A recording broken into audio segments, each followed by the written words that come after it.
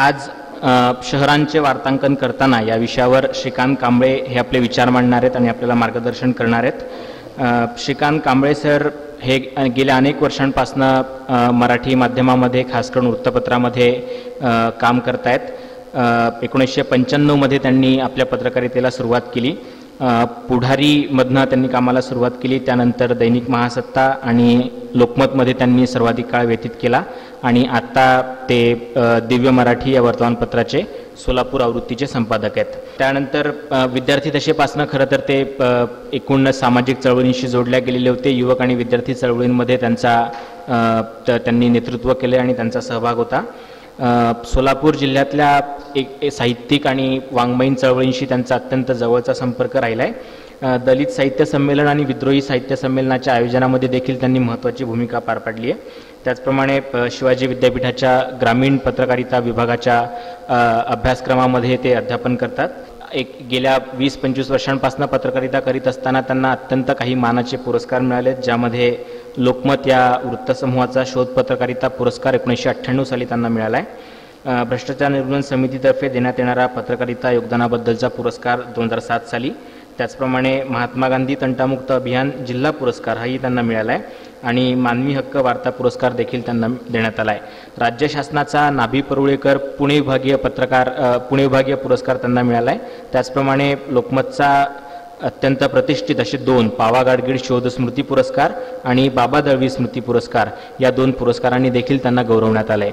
मी दैनिक अकॅडमीचे संचालक तुकाराम जाधव सर यांना अशी विनंती करतो की त्यांनी श्रीकांत कांबळे सरांचं स्वागत करावं। परिवर्तनाचा वाटसरू आणि युनिक अकॅडमीच्या वतीनं मला शहर आणि शहरीकरण या विषयाअंतर्गत शहराचे वार्तांकन करताना या विषयावर माझं मत, माझा अनुभव कथन करण्याची संधी दिलीत। खरं तर मी अशा शहरामधून आलो आहे की सोलापूरला शहरीकरण का म्हणावं, का तर आपण जगाच्या पाठीवर आणि आपण देशाच्या सगळ्याच एकूण लोकसंख्या वृद्धीचा जर आपण त्याचा अर्थ घेतला तर असं दिसतोय की आपल्याकडे एकूणच दर 10 वर्षाला 20 ते 22% लोकसंख्येचा ग्रोथ असतो। पण महाराष्ट्रात आणि देशाच्या पातळीवर एक असं सोलापूर नावाचं शहर आहे की ज्याच्या लोकसंख्येचा ग्रोथ या दशकातला आपण 2001 आणि 2011 या जनगणनेचा जर घेतला तर तो केवळ 9% आहे। मग ही नेमकी तफावत कशाची आहे? लोकसंख्या वाढीत आम्ही यशस्वी झालो आहे याची आहे? आम्ही ग्रामीण भागाचं विस्थापन होतं आहे, त्यांचं स्थलांतर होऊ नये म्हणून जो काही प्रयत्न करतो आहे तर त्याचं यशस्वी झालं आहे आणि मग शहराचं विस्थापन वाढलं आहे? असे अनेक प्रश्न सोलापूरनं उभा केलेले आहेत एकूणच महाराष्ट्रातल्या अभ्यासकांच्यासाठी की असं नेमकं का झालं आहे। आज आपण पर्यावरणाचा दिन साजरा करतोय आणि हा एक असा वेगळा पर्यावरणाच्या अंगाने, लोकसंख्येच्या पर्यावरणाच्या अंगानं एक वेगळा सोलापूरचा प्रश्न आहे आणि तो कशा अंगानं बघायचा त्याच्याकडे याचा एक थोडासा प्रयत्न या निमित्ताने मी करतो। सोलापूर शहराच्या वार्तांकन करताना आलेल्या अनुभवाचं काही मुद्दे, काही विश्लेषण मी आपल्यासमोर मांडतोय। पण हे मांडत असताना सुद्धा नेमकं काय मांडावं याच्याबद्दल माझ्याही मनामध्ये थोडी साशंकता की मी सोलापूरचं मांडतो आणि पुण्याच्या लोकांसमोर मांडतो की दोन्ही शहरांमध्ये भौगोलिक, सांस्कृतिक, आर्थिक सगळ्याच वेगवेगळे अंगण, सगळेच ते फरक आहेत। त्याच्यामुळे नेमके कोणते प्रश्न आणि कोणते विषय वार्तांकन करताना मांडावे, तसं शहरीकरणाचे वार्तांकन करतानाचे अनुभव असतात पत्रकारांचे सारखेच असतात, विषय तेच असतात, रस्ता, पाणी, अमुक, आरोग्य। पण सोलापूर हे केंद्रबिंदू ठेवून मी माझी काही निरीक्षणं आहेत ती या सगळ्या माझ्या याच्यामध्ये मांडणार आहेत। कदाचित आपण सगळे स्पर्धा परीक्षा आणि सगळे पत्रकारांनी सगळ्या याच्याशी संबंधित आपण आहोत। माझ्या निरीक्षणाचं आपण वाचून आपल्या चिंतनातनं ती सगळी आपल्याला ज्ञानात असतील, माहितीत असतील, पण तरी पण माझा म्हणून मला जो काही त्याच्याकडे आलेलं निरीक्षण माझं म्हणणं आहे ते मी आपल्यासमोर मांडण्याचा प्रयत्न करतो आहे. एकूणच शहरी व्यवस्थापन, गुड गव्हर्निंग अशा अंगाने आपण त्याच्याकडे पाहताना मला काही 5-6 मुद्दे त्याच्यातले टप्पे घ्यावे असे वाटतात. त्याच्यातले मी एक 5-6 टप्पे मांडताना प्रयत्न करतो आहे. पालिका प्रशासन, लोकप्रतिनिधी व नागरी हितसंबंध नेमके त्यांचे काय असतात, अशा विषयावर एका चर्चा करूयात आपण. सत्ता विकेंद्रीकरण आणि आरक्षण तत्व आणि त्याचे परिणाम, म्हणजे आपण 30%, 35%, 33% महिलांसाठीचं आरक्षण आणि एकूणच 50% सभागृहातलं आरक्षण, याच्यामुळे काय नेमके नागरीकरण आणि सगळ्या सत्ता परिणामामध्ये काही परिणाम झालेत, बदल झालेत, त्याचंही या निमित्ताने मी चर्चा करणार आहे. शासन योजना, मनपा सेवांचे समन्यायी वितरण होते का, याच्याही मुद्द्यावर आपण चर्चा करणार आहोत. नागरी विकास व प्रशासन राजकीय आर्थिक हितसंबंध कसे निर्माण करतात, याचाही एक टॉपिक आपण इथं विचार करणार आहोत. नागरी विकास व भांडवली हितसंबंधाच्या योजना नेमक्या कशा असतात, नागरी प्रश्न माध्यमाचं धोरण आणि प्रत्यक्षात ते कसं असायला हवं, सोलापूर शहर विकासातील उणिवा, त्याची बलस्थानं काय आहेत, बदलता वर्गसंघर्ष आणि नेमकी शहरीकरणातील लोकशाही मूल्य खरंच रुजत आहेत का, याचाही विचार आपण याच्यामध्ये करणार आहोत. आपल्याकडे पालिकांचं व्यवस्थापन हे ब्रिटिश काळापासूनच आलं आहे. आपण गेल्या 2-4 दिवसाच्या व्याख्यानमालातून हे सगळं व्यवस्थापन आणि पालिकांचा उगम इतिहास सगळं पाहिलेलं आहेच. परंतु अलीकडच्या काळामध्ये आणि पूर्वीच्या काळामध्ये बदल एवढाच झाला आहे की त्या काळामध्ये नवीन शिकलेला वर्ग जो होता तो पालिकाच्या व्यवस्थापनामध्ये होता. म्हणजे कोणती महापालिका असेल, नगरपालिका असेल, तर तिच्या स्थापनेच्या पुढाकारामध्ये शिकलेला त्या वर्गातला उच्च प्रतिष्ठित वर्ग, तो जातवर्गाने असेल, तो अर्थाने असेल, तर त्या वर्गाचं त्याच्यामध्ये अधिकाधिक रोल होता त्या संस्था स्थापण्यामध्ये. त्याच्यामुळं महापालिका किंवा पालिका पंचायत म्हणून जे काही कायदे अस्तित्वात आला असेल ब्रिटिशांच्या काळामध्ये, तो 1884 काय असेल तो, तर त्याच्यातच शिक्षणाची जबाबदारी पालिकेवर दिली होती, आरोग्याची जबाबदारी पालिकेवर दिली होती. म्हणून मी सकाळी माझ्या मित्राला विचारलं की शहरामध्ये महापालिकांच्या शाळांचं काय होतं आहे, तर इथंसुद्धा 101 महापालिकांच्या शाळा आहेत. अशाच शाळांची संख्या सोलापूरमध्येही 60-70च्या आसपास आहे. तर रोल बदलल्यामुळे, माणसांचा त्याच्याकडे बघायचा रोल बदलल्यामुळे त्याचे परिणाम शाळांवरती कसे झाले, त्याचे परिणाम आरोग्यांच्या सेवेवरती कसे झाले, याचाही आपण यामध्ये विचार करणार आहोत. त्या काळामध्ये रोजगाराचं साधन म्हणून हा शिकलेला वर्ग पालिकांच्या व्यवस्थापनाकडे पाहत होता. नगर अभियंत्याची पदं असतील किंवा तिथली काही क्लर्कची पदं असतील, तर तो शिकलेला नववर्ग जो आहे तो एकीकडे रोजगाराचं साधन म्हणून पाहत होता, एकीकडे आपल्याच सेवांची गरज म्हणून पाहत होता. मग आपल्याच मुलांच्या शिक्षणाचा प्रश्न म्हणून शाळा निर्मितीकडे बघत होता, आरोग्याच्या संस्था निर्मितीकडे बघत होता. जसजसा हा वर्ग सधन होत गेला, पहिला शिकलेला घटक जो सधन होत गेला, तसतसा तो या सगळ्या इन्स्ट्रुमेंटमधून, पालिकांच्या किंवा गव्हर्नमेंटच्या इन्स्ट्रुमेंटमधून जेव्हा तो खाजगीकरणाकडे वळला, तेव्हा असं लक्षात येतं आहे की त्याचं या सगळ्या बघण्याकडं, तो सेवेत जरी महापालिकांच्या असला तरी त्याचा बघण्याचा दृष्टिकोन मात्र पूर्वी जो होता त्या सेवांकडे तो राहिला नसल्यामुळे कदाचित शाळांचं अधोगतीकरण असेल, शाळांच्या दर्जांचा प्रश्न असेल, आरोग्यसेवा सुधारणा असेल किंवा आरोग्यसेवांच्या दर्जाचा प्रश्न असेल, तो आपल्याला ढेपाळताना दिसतोय. आजही मध्यमवर्गच त्या नोकरी सेवांमध्ये आहे, पण पूर्वी जो मध्यमवर्ग होता त्याची मुलं, त्याचंच सगळं कुटुंब त्यामध्ये सगळ्या शिक्षणाच्या, आरोग्याच्या प्रवाहामध्ये लाभार्थी होतं. आज मात्र तसं नाही आहे. आज लाभार्थी त्या महापालिकेतला सर्व्हिसमधला माणूस असला तर तो महापालिकेच्या शाळांमध्ये मुलांना क्लर्क जरी असला, महापालिकेच्या शाळांमध्ये शिक्षक जरी असला, तरी तो महापालिकेच्या शाळांमध्ये स्वतःच्या मुलांना शिकवत नाही आहे. पूर्वी मात्र 100 वर्ष किंवा 50-60 वर्षापूर्वी, 40-50 वर्षापूर्वीसुद्धा महापालिकांच्या शाळेत नोकरी करणारे शिक्षक असतील किंवा महापालिकांच्या वेगवेगळ्या इन्स्ट्रुमेंटमध्ये काम करणारे कर्मचारी असतील, अधिकारी असतील, यांची मुलं बहुधा सगळी महापालिकेच्या शाळेमध्ये शिकत होती. साहजिकच त्यांचा त्या मिशनकडे, महापालिकेच्या शिक्षण व्यवस्थेकडे पाहण्याचा दृष्टिकोन होता तो सकारात्मक होता. अलीकडच्या काळामध्ये जसं खेड्यातली लोक शहराकडे आणि छोट्या शहरातली मोठ्या शहरांकडे असं जे स्थलांतर वाढलेलं आहे, त्याच्यामध्ये मात्र रोल बदललेला दिसतोय की महापालिकेच्या शाळेत शिक्षक जरी असला तर तो आपल्या मुलाला त्या शाळेमध्ये घालायला तयार नाही आहे, तो खाजगी शाळेत घालतो. साहजिकच त्याचा त्या शाळेकडे, त्या व्यवस्थेकडे पाहण्याचा दृष्टिकोन बदललेला आहे.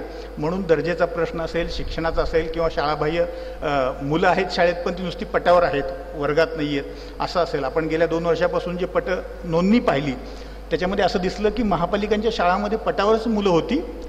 खाजगी संस्थांमधल्या सुद्धा पटावरचा हा अनुभव आहेच, पण अधिकाधिक हे महापालिकांच्या शाळांमध्ये असं दिसलं. सोलापूरमध्ये तर असं दिसलं 2011-12मध्ये एकूण 60 शाळा होत्या महापालिकांच्या आणि त्याच्यातल्या 60 शाळांमध्ये साधारणतः 11,000 मुलं शाळेच्या पटावर दाखवली जात होती.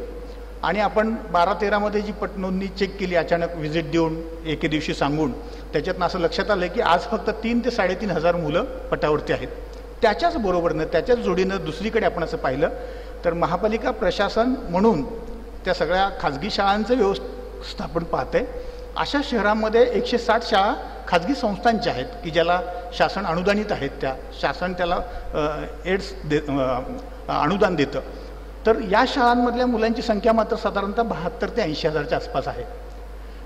याचा अर्थ काय की एकीकडे आपण शिक्षणाच्या अधिकाराबद्दल आणि शिक्षणाच्या मूलभूत सुविधांबद्दल बोलत होतो.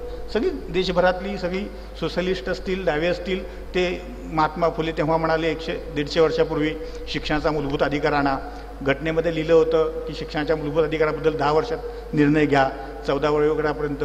पण जिथं ही सुविधा उपलब्ध आहे त्या शाळांमध्ये मुलंच जात नाही, ही एकीकडे वस्तुस्थिती आहे. अशी अवस्था बहुतांश सगळ्या महापालिकांच्या आणि नगरपालिकेच्या शाळांमध्ये झाले. अजून तितकंसं परिणाम तेवढा जिल्हा परिषदेच्या शाळांमध्ये मात्र जाणवत नाही आहे.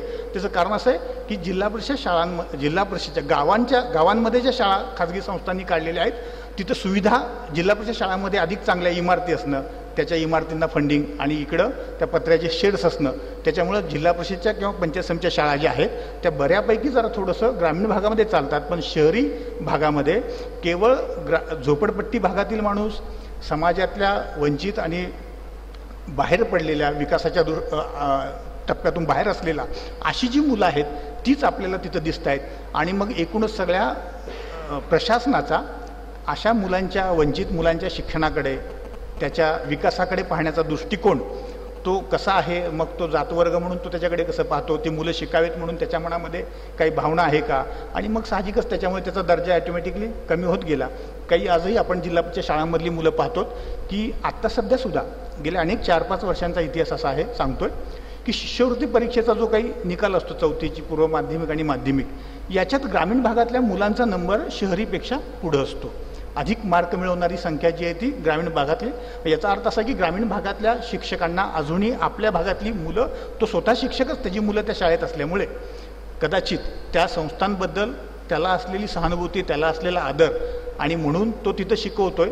इकडं मात्र तसं नाही आहे. इतर शिक्षक त्याची मुलं बाहेर शाळेत आहेत, त्याला त्या शाळेबद्दलचं काही देणं घेणं नाही आहे. आणि म्हणून असं दिसतंय की महापालिकांच्या शाळाकडे बघायचा जो दृष्टिकोन आहे तो त्याचा आपल्याला लक्षात येतो.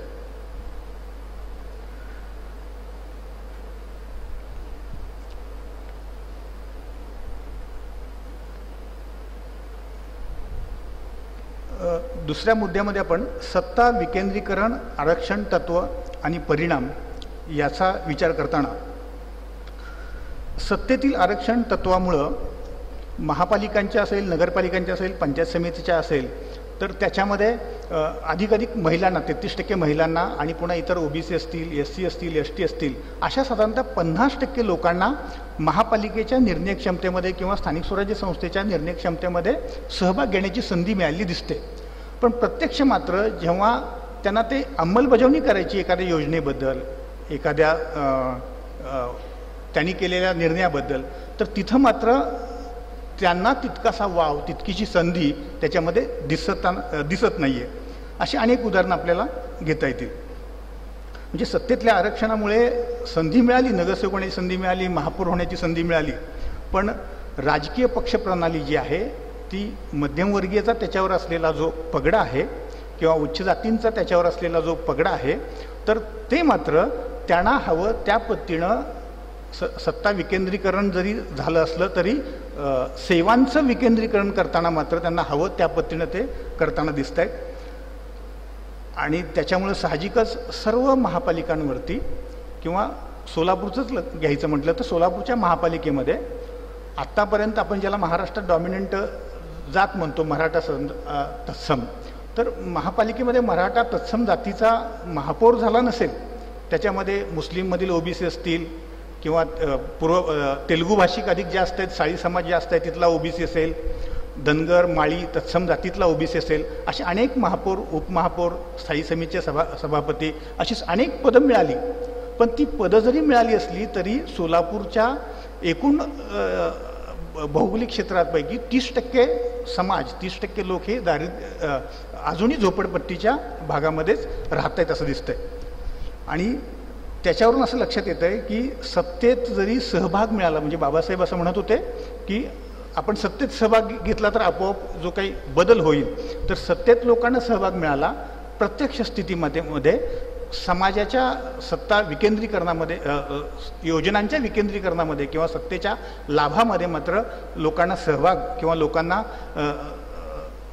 त्याचे लाभ देण्यात मात्र आपण कमी पडतोय असाही अनुभव येतोय. सोलापूर महापालिकेचं साधारणतः गेल्या 2 वर्षापूर्वीचं बजेट होतं 550 कोटींचं.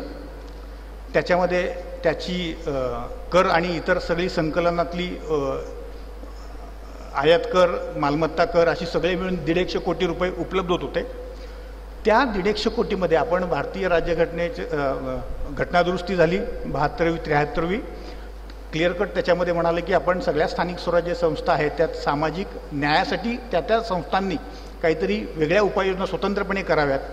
पण या सगळ्या 150-200 कोटीमध्ये काय नेमकं आपण अशा वंचित घटकांसाठी दिलं आहे असं बघितलं तर त्याच्या पातळीवर मात्र कुठेही काही त्याचं दिसत नाही. ते दाखवतात बजेटमध्ये, बजेटच्या पुस्तिकेमध्ये दाखवतात, पण ते काय दाखवतात बजेटच्या पुस्तिकेमध्ये की महापालिका ज्या शाळा चालवते त्याच्यामध्ये आम्ही त्यांना 30 कोटी रुपये दिले 20 कोटी रुपये दिले. तर ते कसे दिले की आपण आपल्याकडे शिक्षण 50% पगार गव्हर्नमेंट आणि 50% पगार महापालिका किंवा स्थानिक स्वराज्य संस्था, त्याच्यात ते दाखवायचं. मग ते काही फक्त गरिबांच्या मुलांसाठी शाळा काढलेल्या नव्हत्या किंवा आरोग्याचा जो खर्च होतो त्या आरोग्याच्या खर्चामध्ये दाखवतात की आम्ही याच्यातलं बजेट आहे ते आरोग्यात असं दिलं. पण त्या काही शाळा गरिबांच्या दवाखाने फक्त गरिबांसाठीच काढलेली होती असं नव्हतं. म्हणजे आत्ता फक्त केवळ तिथं गरीब जातात, सामान्य जातात, ज्याला बाहेरचं हे परवडत नाही अशी लोक जातात, म्हणून आम्ही जणू काही ते करतोय खर्च अशा पद्धतीचं केवळ कायद्याची पूर्तता करतोय असं दाखवण्यापुरतं त्याच्यामध्ये त्या बजेटमध्ये करताना आपल्याला दिसत आहेत. म्हणजे सत्ता असूनही वंचित आणि गरीब वर्गाच्या हितासाठी निर्णय घेतले जातात असं दाखवलं जात असलं तरी प्रत्यक्षात मात्र लोकांपर्यंत सेवा सुविधा पोचत नाहीत. आणि एकूणच सत्ता विकेंद्रीकरण झालं असलं तरी मात्र सेवेचं विकेंद्रीकरण अजूनही लोकांपर्यंत झालेलं नाही असं याच्यामधून आपल्याला दिसतंय. नागरी विकास व राजकीय नेतृत्वाकडे राजकीय आणि आर्थिक हितसंबंध हे कसे जुळलेले आहेत याचा विचार करत असताना सिलिंगचा कायदा आला होता. सिलिंगच्या कायद्यामध्ये महाराष्ट्रातली एकूणच 11 शहरं होती, त्याच्यामध्ये सोलापूरही शहर होतं. सिलिंग कायदा आल्यानंतर सोलापूरमध्ये असं काही झालं नाही की जमीनदारांच्या जमिनी काढल्या गेल्या आणि मग काही त्या गरिबांकडे वाटल्या गेल्यात आणि त्याच्यातून काही साधनविहीन माणूस आहेत, साधनविहीन कुटुंब आहेत ती उभी राहिली गेली असं झालं नाही आहे. म्हणजे याच्यातून नागरी विकास आणि राजकीय आर्थिक हितसंबंध कसे आहेत हे दिसतंय. कायदे होत आहेत एकीकडे, केंद्राचा कायदा झाला, इम्प्लिमेंट करायची जबाबदारी राज्यावर आली, पण शहरांमध्ये तशा पद्धतीचं विकेंद्रीकरण किंवा कायद्याचा अंमल न झाल्यामुळे साधनविहीन असलेल्या माणसाला त्याला राहण्या इतपत जागासुद्धा मिळालेली दिसत नाही. त्या कायद्यामध्ये राबवताना त्रुटी केल्या, हायकोर्टात केस गेली, सर्वोच्च न्यायालयात केस गेली. आपण काही सोलापुरात आलेली अनेक जण मित्र माझे आहेत किंवा सोलापुरात काही राहिलेली आहेत, त्यांना सगळ्यांना जुळे सोलापूर नावाचा भाग माहीत आहे की जो म्हाडाने डेव्हलप केला होता. सिलिंग ॲक्टनुसार ज्या काही जमिनी इथं प्रभाकर करंदीकर सर होते तेव्हा तिथे सोलापूरचे कलेक्टर होते, इथं विभागीय आयुक्त होते, तर ते असताना त्यांनी ती वसाहत जुळे सोलापूर नावाची वसवली सिलिंग ॲक्टमध्ये जी काही जमीन उपलब्ध झाली त्यातून. पण पुढे असं झालं की तेच शेतकरी हायकोर्टात गेले, हायकोर्टातून सर्वोच्च न्यायालयात गेले. म्हाडाने घेतलेल्या जमिनी होत्या, म्हाडानं काही जमिनी डेव्हलप केल्या, काही जमिनीवर आरक्षण टाकलं, DP त्यांनी त्याचा तयार केला. पण ज्या जमिनीवरती DP केला, पण DPमधून आरक्षण समजा बागेसाठी टाकलं आहे, मैदानासाठी टाकलं आहे किंवा सार्वजनिक उपक्रमासाठी टाकलं आहे आणि प्रत्यक्षात काहीच केलं नाही, तर न्यायालयाने निर्णय असा दिला सर्वोच्च न्यायालयाने की ज्या जमिनीवरती तुम्ही केवळ फक्त आरक्षण टाकलं आणि तुम्ही त्याचं काहीच केलं नाही, तर त्या शेतकऱ्यांच्या जमिनी शेतकऱ्यांना परत द्या. म्हाडानं संपादित करताना ज्या किमतीमध्ये घेतल्या होत्या आणि मग त्याच्यानंतर साधारणतः 15-20 वर्षाचा काळ गेला आणि मग त्याच्यानंतर त्याचं व्याज अमुक असं मिळून तेवढे पैसे म्हाडाला परत त्या शेतकऱ्यांना द्यावं लागलं. झालं असं की 25-30 वर्ष झाली जुळे सोलापूर डेव्हलपमेंट होऊन, पण तिथं साधं सांस्कृतिक सभागृह नाही, बागेसाठी जागा उपलब्ध नाही किंवा क्रीडांगणासाठी मैदान नाही. अशा राजकीय हिस्सामध्ये असं का झालं?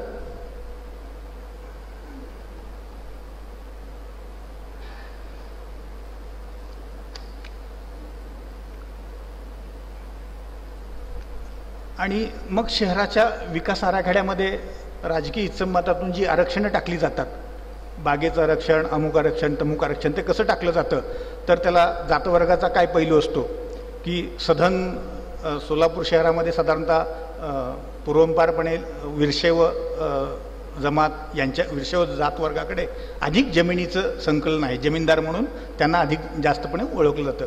त्याच्यानंतर मग माळी समाजाकडे असेल, त्याच्यानंतर धनगर समाजाकडे असेल. तर याच लोकांचं सत्तेमध्ये सहभाग असल्यामुळे ज्या ज्या जमिनी DPमध्ये आरक्षित टाकल्या तर त्या जमिनी भूसंपादितच केल्या गेल्या नाहीत. सर्वोच्च न्यायालयाचा निकाल असा सांगतो की जर आरक्षण DP 15 वर्षाचा झाला आणि तुम्ही जर त्या आरक्षित केलेल्या जमिनीचा वापर केला नाही तर ती परत शेतकऱ्याला द्या. आणि मग अनेक अशा प्लॉट्स, अनेक अशा जमिनी शेतकऱ्यांना परत दिल्या गेल्या आणि त्याच्यामुळे जो आपण नियोजित शहरांचा विकास म्हणतो, तो नियोजित अशा प्लॅनमध्ये शहर दिसत नाही. मग अशा सुविधांमध्ये मात्र तिथं अपुरापणा दिसतोय. आणि काही भागांमध्ये जसं शहरांमध्ये हद्दवाढ झाल्यानंतर त्या भागातला जमीनदार वर्ग असतो, तर तसंच सोलापूरमध्ये पण आपल्याला असं पाहायला मिळतं की ज्या भागातला जमीनदार वर्ग आहे, ज्याची शेत आहे, त्यांनी काय केलं की शेजारी आपल्या इथं DP प्लॅनमध्ये त्याला जे पाहिजे तो प्लॉट त्याचा मोकळा ठेवायचा आणि बाकीच्या जिथं पाहिजे तिथं DP प्लॅनमध्ये त्या जमिनी टाकायच्या आणि मग तिथून रस्ते न्यायचे आणि मग आपल्या प्लॉटिंगचे दर वाढवून घ्यायचे. त्याच्या आर्थिक हितसंबंधी सुद्धा अशा पद्धतीने तिथं डेव्हलप केलेले आपल्याला दिसत आहेत. नागरी विकास आणि भांडवली योजनांमध्ये पाहताना अलीकडच्या काळामध्ये आपण सगळ्या केंद्र शासनाच्या नेहरू मिशन असेल, या योजना ज्या आहेत त्या नगरोत्थान सुवर्ण जयंती महाराष्ट्र शासनाची योजना आहे, याच्यामध्ये ज्या फंड्स मिळत आहेत महापालिकांना, नगरपालिकांना, त्याच्यामध्ये सुद्धा त्यांचे आर्थिक हितसंबंध कसे गुंतलेले आहेत हे आपल्याला 1-2 उदाहरणांमधून समजू शकतं. UIDCMT योजनेमधून सोलापूरला साधारणतः 2009-2010मध्ये 72 कोटी रुपये केंद्र शासनाने मंजूर केले होते. महापालिकेला पिण्याच्या पाण्याची कमतरता आहे, 110 MLDच पाणी मिळतं असं म्हटलं जातं. कागदावरती प्रत्यक्षात जरी 110 MLD मिळत असलं तर शहरात ते तेवढे येत नाही, साधारण ते 80-90 MLDच मिळतं. का तर महापालिकेकडे असं मीटरच नाही. आता आयुक्तांनी आत्ताही जाहीर केलं की शहरात जरी आम्ही म्हणत असलो 110 MLD पाणी येतं, प्रत्यक्षात किती येतं त्याचं आम्हाला काही अजूनही सांगता येत नाही. का तर आमच्याकडे ते महापालिकेकडेच मोजमापाचं तंत्र नाही. आणि त्याच्यामुळं आत्ता धरणामध्ये पाणी असताना, यावेळेस दुष्काळ नव्हता, धरण भरलं होतं उजनीचं, तरीसुद्धा सोलापूर शहराला साधारणतः 3 दिवसात पाणी, म्हणजे आज सोडल्यानंतर पुन्हा 4थ्या दिवशी पाणी, 5व्या दिवशी पाणी येतं आहे. गेल्या वर्षी दुष्काळ असताना सुद्धा 3 दिवसात मिळत होतं. आज सध्याच्या घडीला धरणामध्ये पाणी असताना ते 4-5 दिवसात पाणी शहराला मिळतं आहे.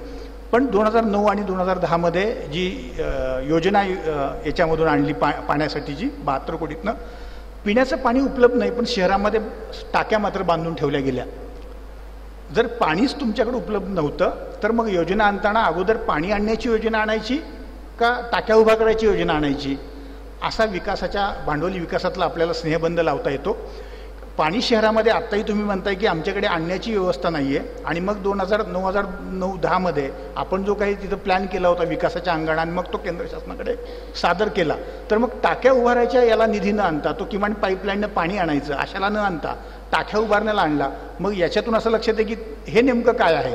शासनाच्या योजनामध्ये पाणी आणायला पैसे नव्हते की पाणी आणण्याच्या योजनेमध्ये अनेक काळ जाऊ शकतो, त्याच्यापेक्षा आहेत पैसे तर टाक्या तरी उभारून घेऊ. मग सत्तेत जो कोण असेल तो ज्याला की योजना मिळेल तर तो कसं त्याच्यामध्ये अशा पद्धतीने आपला हेतू साध्य करतोय हे दिसतंय. आणि अनेक शहरातल्या सगळ्या भागामध्ये टाक्या उभ्या आहेत, पण त्या टाक्यांमध्ये गेल्या 8-10 वर्षापासून पाणीच नाही आहे. 4-5 वर्षापासून पाणी आलेलं नाही, टाक्यामध्ये मात्र उभ्या आहेत. आणि डिस्ट्रिब्युशन सिस्टीम मात्र शहरातली कोलेप झालेली दिसते.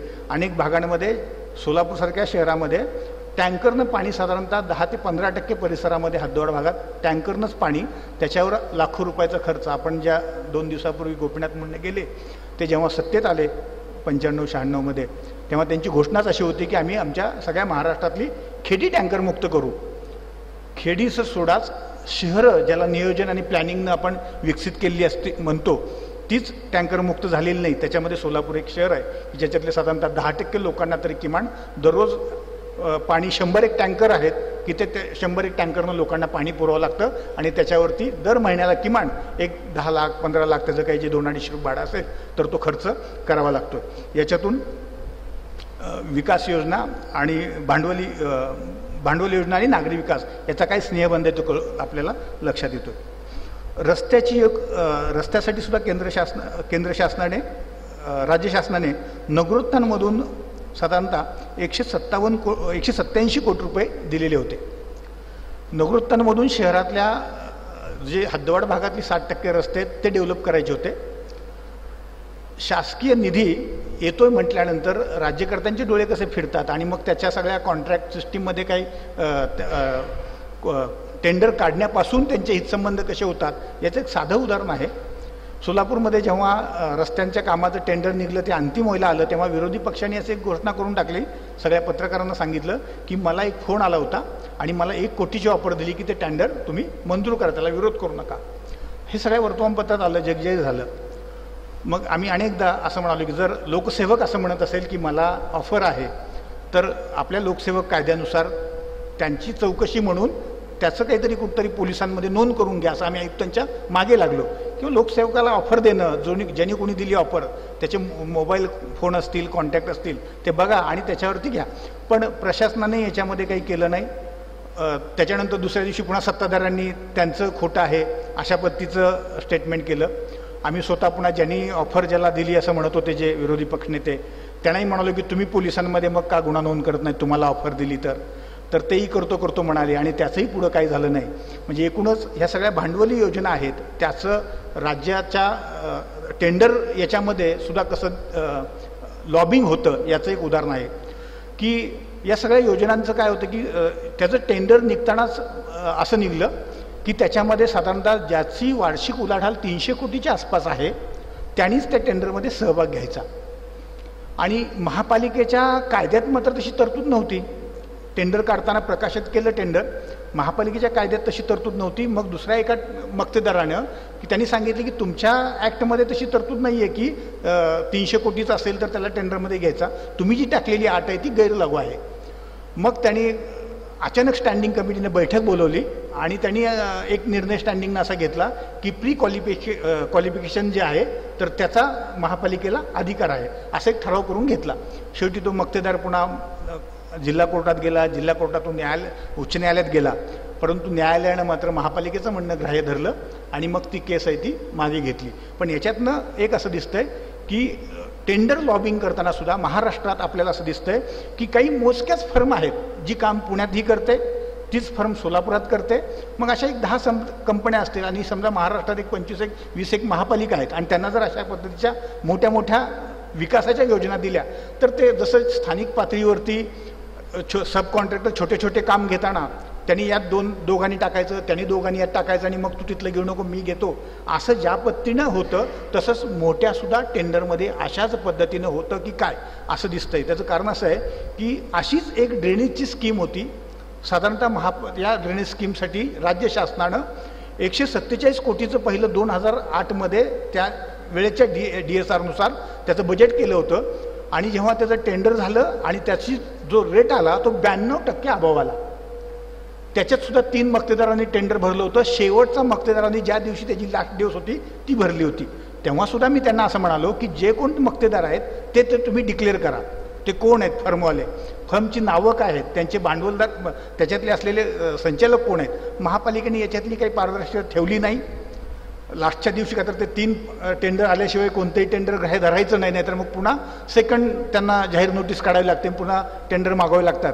शेवटच्या दिवशी 3रं टेंडर घेतलं आणि ते टेंडर हे केलं, टेंडर फोडलं.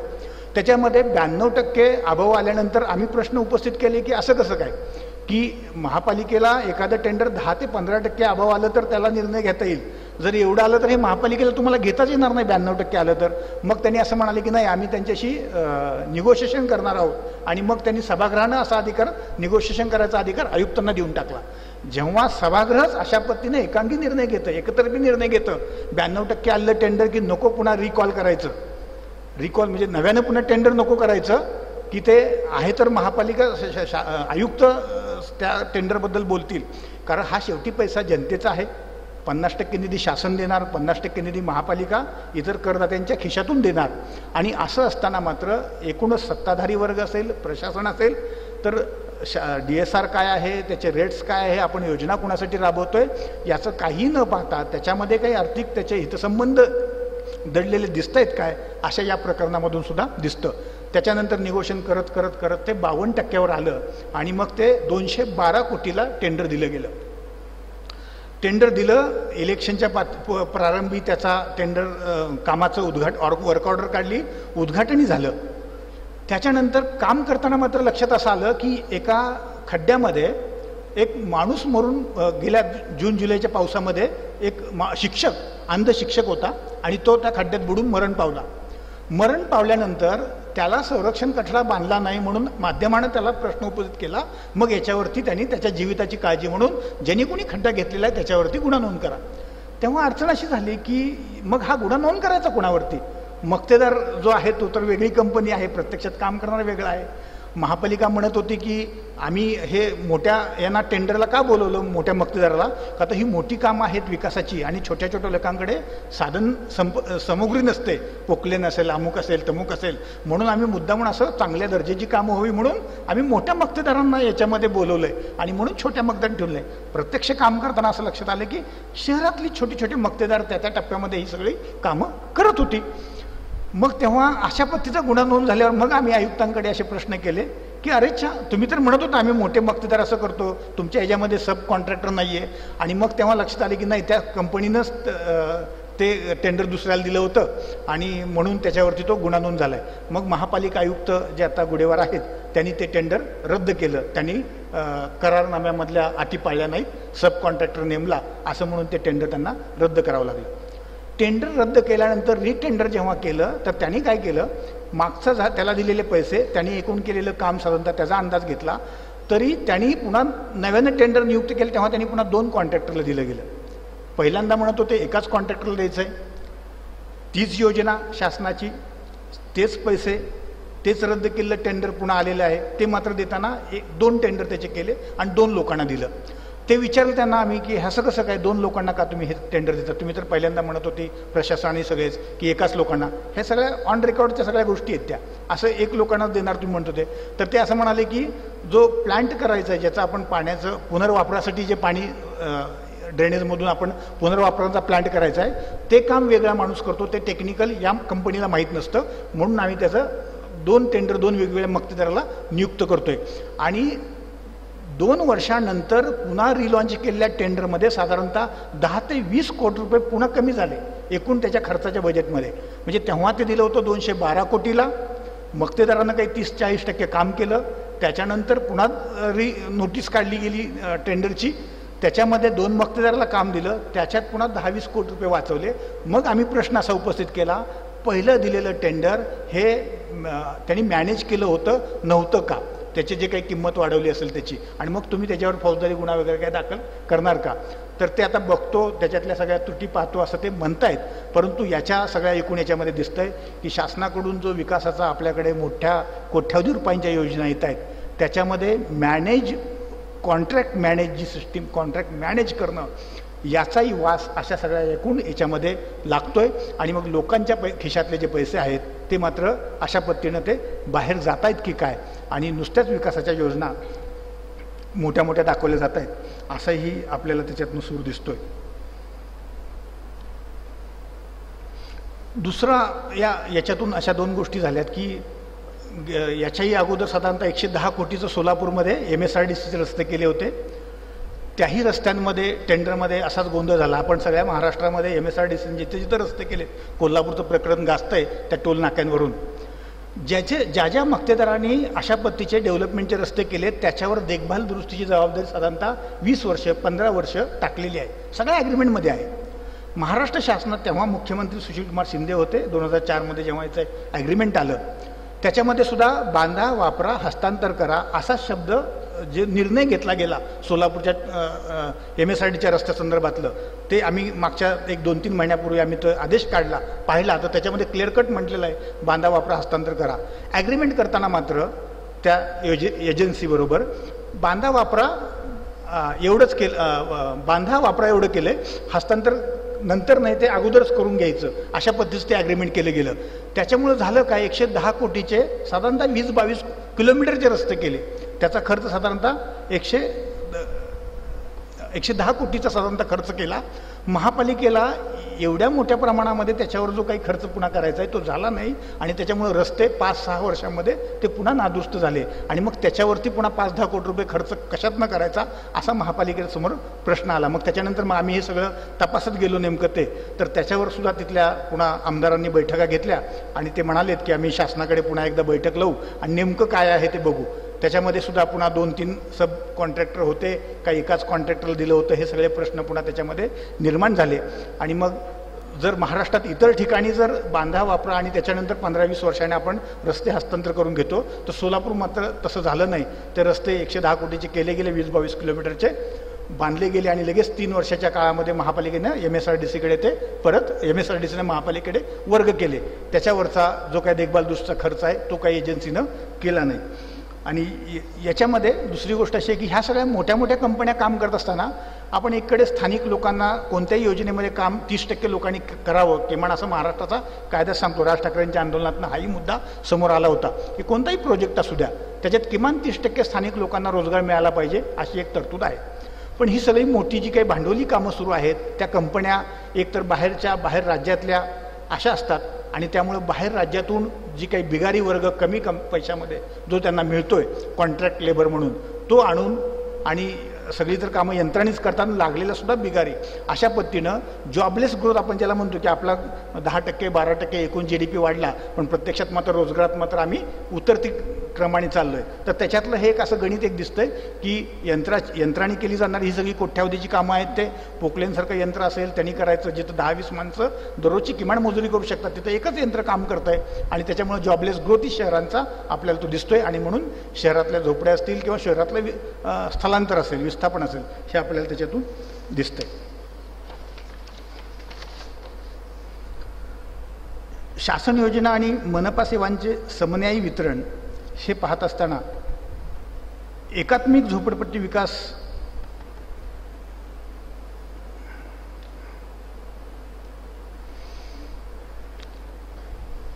एकात्मिक झोपडपट्टी विकास अशी ही शासनाची 2009-10 मध्ये योजना आली आणि शहरातल्या झोपड्यांना एकत्रित घरं बांधून द्यायची, 2 मजली 3 मजली अशी ती योजना आली. त्याच्यामध्ये खर्च होता फक्त अनुदान 80,000 रुपये साधारणतः होतं. 80,000 रुपयामध्ये शहरामध्ये घरं बांधण्यासाठी एक योजना, दुसरीकडे पुन्हा रमाई घरकुल योजना आली, महाराष्ट्र शासनाने आणली. त्याच्यात शहरीसाठी पहिल्यांदा 2 लाख आणि पुन्हा 2.5 लाख केलं, त्याच्यात तिथं 2.5 लाख होतं. म्हणजे शासनाच्या सुद्धा योजनांमध्ये गरिबांच्याच घरांचा प्रश्न, पण त्याच्यात सुद्धा अनुदानाची कशी तफावत आहे आणि मग नेमकं त्यांना काय अपेक्षित असतं तेही कळत नाही. म्हणजे इथंही घरच बांधायचं, तेही 270 चौरस मीटरच बांधायचं आहे, त्याला देताना 80,000 अनुदान म्हणायचं आणि त्यांनी 80,000 बांधायचं. इकडेही घरच बांधायचं आहे, तिथं तुम्ही म्हणता की 2 लाख 2.5 लाख अनुदान, तिथंही घरच बांधायचं आहे, तिथेही 270 चौरस मीटरच बांधायचं आहे. तर असं नेमकं का तफावत राहते? मग लोकांनी ते घर बांधावं असं इच्छित असतील त्यांनी, का ते फक्त पैसेच घ्यावेत आणि पुन्हा तशीच झोपडी राहावी असं इच्छित आहेत? असं एकूणच शासनाच्या योजनांमध्ये पण आपल्याला दिसतंय. सोलापूरमध्ये महापालिकांचं मी जसं मग म्हणालो 30% भागामध्ये साधारणतः झोपडपट्टी भागामध्ये लोक राहत आहेत. महापालिकेच्या अब्जावधी रुपयाच्या प्रॉपर्टीज शहरामध्ये आहेत. गाळे असतील, मोठे कॉम्प्लेक्स असतील, छोटे गाळे असतील, तर त्याच्यातून वर्षभरामधून मिळणारा कर आहे तो साधारणतः 2 ते 2.5 कोटी रुपये आहे. आणि झोपडपट्टीमधून सुद्धा मिळणारा कर आहे तो 2 ते 2.5 कोटी रुपयेचा आहे. याच्यातून असं लक्षात येतं की मी जसा मग म्हणालो की मध्यमवर्गीय लोकांचं किंवा मध्यमवर्गीय आणि उच्च जातीय वर्गाचं या सगळ्या व्यवस्थापनावरती जो कब्जा आहे त्याच्यामधून आपले हितसंबंध राखून काय आहे ते विकास असा जो गोंधळ आहे तो दिसतोय. शहरातल्या एकाच चौकामध्ये असलेली महापालिकेची इमारत त्याला भाडं 500 रुपये 200 रुपये, त्याच चौकात त्याच्याच एखाद्या कॉर्पोरेटरची असलेली इमारत त्याच्या मात्र त्याच 10x10च्या किंवा 10x20च्या गाळ्याला भाडं मात्र 20,000 रुपये. म्हणजे तोच कॉर्पोरेटर ज्याला आपण विश्वस्त म्हणून महापालिकेचा आपल्या शहराचा म्हणून महापालिकेत पाठवलं, तोच कॉर्पोरेटर त्या शासकीय गाळ्याला भाडं घेताना 500,000 रुपये घेतो. तोच कॉर्पोरेटर स्वतःची प्रॉपर्टी शेजारीच असेल तर तिथं मात्र घेताना 10-20,000 रुपये घेतो. म्हणजे आपण पाठवलेला विश्वस्त हितसंबंध नेमके महापालिकांमध्ये गेल्यानंतर तो कुणाचे पाहतोय. आणि दुसरी गोष्ट दुसरीकडे असं दिसतंय की जिथं गरिबांच्या वस्त्या आहेत तिथून कर घेताना मात्र तो अशा अब्जावधी रुपयांची प्रॉपर्टी असलेल्या याच्यामधून पण 2-2.5 कोटी रुपयेच मिळतात आणि गरिबांच्या झोपड्या गरिबांच्या वस्त्या तिथूनही कर मिळताना मात्र 2-2.5 कोटीच मिळतोय. मग त्याच्यात एकूण समन्यायी वितरणाचं त्यांच्या डोक्यात काय आहे का नाही. मग आपल्याला 73व्या घटना दृष्टीने आपण सामाजिक न्याय आणि वंचितांना काही त्यांच्या स्तर उंचावण्यासाठी जीवनस्तर उंचावण्यासाठी काही प्रयत्न करायला पाहिजेत असं जे काही म्हणालो. आणि घटनेनं महापालिकांवरती जबाबदारी दिली, पूर्वी शासनांवर होतीच पण पुन्हा स्थानिक स्वराज्य संस्थांवरती सामाजिक न्यायाची जबाबदारी दिली. त्याच्यामध्ये मात्र काही होताना दिसत नाही आहे. शौचालयाची योजना तशीच आली, त्याच्यामध्ये साधारणतः 7,000 रुपयाचं अनुदान, कमी खर्चातलं बांधायचं शौचालय आणि त्याच्यात 7,000 रुपयाचं साधारणतः अनुदान होतं. शहरामध्ये साधारणतः 5 कोटी रुपये सोलापूरमध्ये 2010-11मध्ये आले होते. शौचालयाच्या याच्यामध्ये असंच झालं, कॉन्ट्रॅक्ट नेमले गेले आणि काही कॉन्ट्रॅक्टरना न शौचालय बांधताच पैसे उचलले, काही लोकांनी बांधले काहींनी बांधले नाहीत आणि त्याच्यातही गडबड आणि गोंधळ झाला आणि त्याच्यावरती सुद्धा फौजदारी गुन्हा नोंद करावा लागला. म्हणजे सामान्य माणसाच्या, गरीब माणसाच्या, वंचित माणसांच्या ज्या ज्या योजना आहेत त्याचं इम्प्लिमेंटेशन करण्याकडं ही यंत्रणा जी आहे तिचं कमालीचं दुर्लक्ष होताना दिसतंय. तिथं त्यांना त्याच्यामध्ये लक्ष घालावं, गरजू माणसांपर्यंत ती स्कीम जाते का नाही हे पाहताना मात्र ते लोक दिसत नाही आहेत. रमाईमधून चंद्रकांत हंडोरे सामाजिक न्यायमंत्री होते तेव्हा महाराष्ट्रात त्यांनी शहरी भागातल्या दलित परंतु दारिद्र्यरेषेखालच्या विधवा परित्यक्त्या असा निकष लावून पहिले या लोकांना पक्की घरं द्या अशी एक स्कीम आणली रमाई नावाची. आणि त्याच्यामध्ये महाराष्ट्रात सर्वाधिक घरकुलं सोलापूरला मिळाली. साधारणतः 10,000 घरं, 1,00,000 घरं महाराष्ट्रात त्यांनी घोषणाच केली होती, एका वर्षात मी 1,00,000 घरं आम्ही बांधणार. अजूनही 1,00,000 महाराष्ट्रात पूर्ण झाली नाहीत आणि सोलापुरातही 10,000 पूर्ण झाली नाहीत. त्याच्यातली 3600 घरं सोलापूर महापालिकेच्या कार्यक्षेत्रामध्ये मिळाली होती. बाकीची मग सगळ्या नगरपालिकांना वाटून दिली गेली, काही ग्रामीण भागामध्ये दिली गेली. तिथल्या ग्रामीण विकास यंत्रणेने एक पत्र देऊन टाकलं की आमच्या सोलापूर जिल्ह्यामध्ये ग्रामीण भागामध्ये एकही दारिद्र्यरेषेखालचा माणूस दलित असलेला, घरकुल नसलेला राहिलेला नाही असं पत्रच दिलंय शासनाला. नेमका याचा अर्थ काय घ्यायचा की याचा अर्थ असा आहे की घर नाही आहे दलित माणसाला पण त्याचं दारिद्र्यरेषेखाली नाव नाही आहे का. तर त्यांनी असं पत्र दिलं नसतं ना. त्याच्या यादीमध्ये त्याच्याकडे जो काही डाटा उपलब्ध झाला त्याच्या याच्यावरून त्यांनी जे पत्र दिलं शासनाला, त्यांनी पत्र असं दिलं की आमच्याकडे ग्रामीण भागामध्ये एकही दलित दारिद्र्यरेषेखालचा माणूस आता राहिलेला नाही की त्याला आता घराची गरज आहे. गावामधल्या दारिद्र्यरेषेखालच्या याद्या आहेत, त्या याद्या कशा पद्धतीने मॅनिप्युलेटेड केल्या जातात याचं एक जिथं जागतं उदाहरण आहे. ज्या जिल्ह्यामध्ये एक मतदारसंघ राखीव राहिला जातो, 2 मतदारसंघ विधानसभेचे राखीव आहेत, दलितांची लोकसंख्या जास्त आहे. एक लोकसभेचा मतदारसंघ राखीव आहे, दलितांची लोकसंख्या जास्त आहे आणि तिथं दलितांमध्ये दारिद्र्य नाही असं कागदावरच आणलेलं एक असं बोलकं उदाहरण आपल्याला दिसतंय.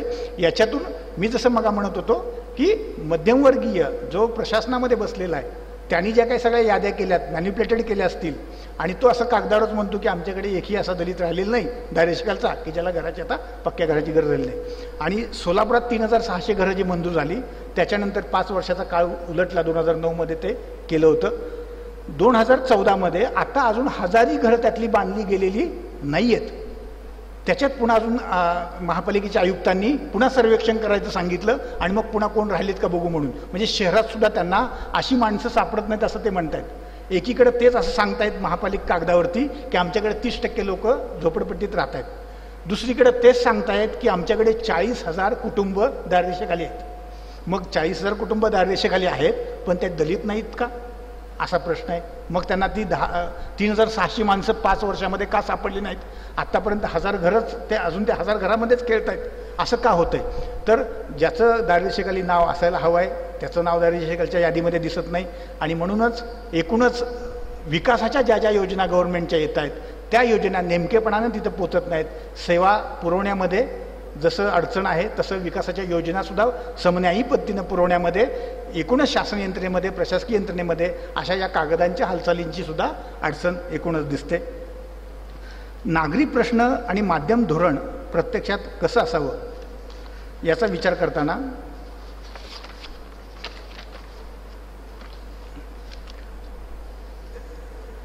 डेव्ही कोर्टू नावाचा माध्यमतज्ञ आहेत ते असं म्हणतायत की समाज आणि माध्यमं हे परस्पर पूरक असतात. आम्ही मग बोलतानाही असं गप्पा मारतानाही असं म्हणत होतो. समाज आणि माध्यमं नेमकी परस्पर पूरक असतात म्हणजे कसं की मगा जसं आम्ही थोडं यापूर्वी बोलताना असं म्हणत होतो की इलेक्ट्रॉनिक्स माध्यमानं मोदींच्या सभा अधिक काळ कशा दाखवल्या, इतरांच्या कोणाच्या दाखवत नाहीत. तर त्याच्या पाठीमागचं एक लॉजिक किंवा त्याच्या पाठीमागचा एक माध्यमातला पत्रकार म्हणून मी असं पाहतो की ते ग्राहक कोण आहेत, व्ह्यूवर कोण आहेत, मग ते काय पाहतात त्याला अधिक फोकस करून तशा पद्धतीनं ते दाखवतात. म्हणजे प्रिंट मीडिया असेल तर त्याचा ग्राहक नेमका कोण आहे, मग त्याचे प्रश्न मांडा. त्याचे प्रश्न काय असतात तर रस्ता असतो, पाणी असतं, सांस्कृतिक सभागृह असतं, लाईट दिवाबत्ती वेळेत येती नाही असते, भारनियमन असतं. पण त्याच्या लेखी या शहरातल्या वंचित घटकांच्या झोपडपट्ट्यांचं अनुदान आलं होतं आणि त्याचं नेमकं काय झालं हा विषय त्याच्या माध्यमाच्या किंवा माध्यमातल्या काम करणाऱ्या माणसांच्या विचारात नसतो. तो त्याच्यावरती फोकस करत नाही, ना धोरणावर करत नाही. एकीकडे 80,000 अनुदान देता, तेच अनुदान एकीकडे 2.5 लाख देता, असा प्रश्न शासन यंत्रणेला विचारला जात नाही. वर्षानुवर्षापासून अशाच पद्धतीचं त्याचं इम्प्लिमेंटेशन शासनाच्या योजनांमध्ये असतं, त्याच्यात बदल होत नाही. मग कुठं गेला महागाई निर्देशांक? इथं महागाई जरा थोडी 1-2 टक्क्यांनी पुढं माग गेली की लगेच आमच्या पगारामधला महागाई निर्देशांक वाढवा, त्याचे मोर्चे, त्याचे आंदोलन निघतात, त्याचा फोकस बातम्यांचा वाढतो. पण इथं मात्र अशा ज्या सामान्य लोकांच्या वंचित लोकांच्या योजना आहेत त्याच्यामध्ये असलेलं जे काही अनुदान आहे ते खरंच पुरेसं आहे का घर बांधायला? एकीकडे तुम्हीच म्हणता की शौचालय बांधायचं असेल, कमी खर्चातलं शौचालय बांधण्यासाठीची योजना त्याचं म्हणजे 10,000 अनुदान, आणि घर बांधायचं अनुदान त्याचं म्हणजे 80,000 अनुदान. 270 चौरस मीटरचं घर बांधायचं त्याला 80,000 अनुदान. मग माध्यमानं अशा योजनांकडे, मग केंद्रातले असतील, देशपातळीवरची माध्यमं असतील, तर यांनी तिथं फोकस करताना अशा पद्धतीचे प्रश्न किंवा अशा योजना आहेत त्या लोकांच्या समोर मात्र फोकस करताना दिसत नाहीत. जेम्स पॉटर नावाचा मीडियातज्ञ आहे, तो असं म्हणतो की प्रसार माध्यमं नवी विकास साक्षरता रुजवतात, माध्यमं विकासविषयक श्रद्धा व कल्पनांचा प्रसार करतात. श्रद्धा व कल्पनांचा प्रसार करतात म्हणजे आम्ही काय करतो की माध्यमातले लोक किंवा माध्यमं अशी करतात की वाचक श्रोता जो आहे त्यांचेच प्रश्न, त्यांचेच हितसंबंध, त्यांचेच जोपासतो आणि अशा वंचित घटकांचा प्रश्न आपण लावून धरत नाहीत. सुमित रॉय सुद्धा असंच म्हणतात की समाजातील एक मोठा वर्ग विकासाच्या दिशेने झेपावत असताना काही लोक मात्र विकासापासून वंचित राहतात आणि हा प्रश्न चिंतेचा आहे. विकासात लोकांचा सहभाग वाढवण्याकरता आपला अपुरेपणा विफलतेचे कारण आहे. नागरी पत्रकारिता म्हणजे केवळ सार्वजनिक प्रश्नांचा प्रसार नव्हे, गुणात्मकदृष्ट्या सहभाग व जबाबदारीची भावना निर्माण करणे हे त्याचं माध्यमांचं काम आहे. माध्यमं मात्र तशा पद्धतीचं काम करताना, रोल करताना दिसत नाहीत असं मला वाटतं. आणि म्हणून अशा पद्धतीनं माध्यमांनी काम करावं याच्यासाठी सुद्धा तिथं बसलेला प्रशासनातला अधिकारी असेल तर त्याचीसुद्धा जबाबदारी अधिक आहे असं मला वाटतं. अनेकदा असं होतं की महापालिकांचं रिपोर्टिंग करणाऱ्या बीट्सवरचा पत्रकार फक्त घटना आणि घडामोडी याच्याकडे लक्ष देतो, पण या सगळ्या काही योजना असतील, स्कीम असतील, त्या राबवण्यामध्ये, इम्प्लिमेंट करण्यामध्ये काय त्रुटी आहेत तर तो जर अधिकारी पत्रकारांना सांगायला लागला, समजून सांगितलं तर असा विषय येऊ शकतो.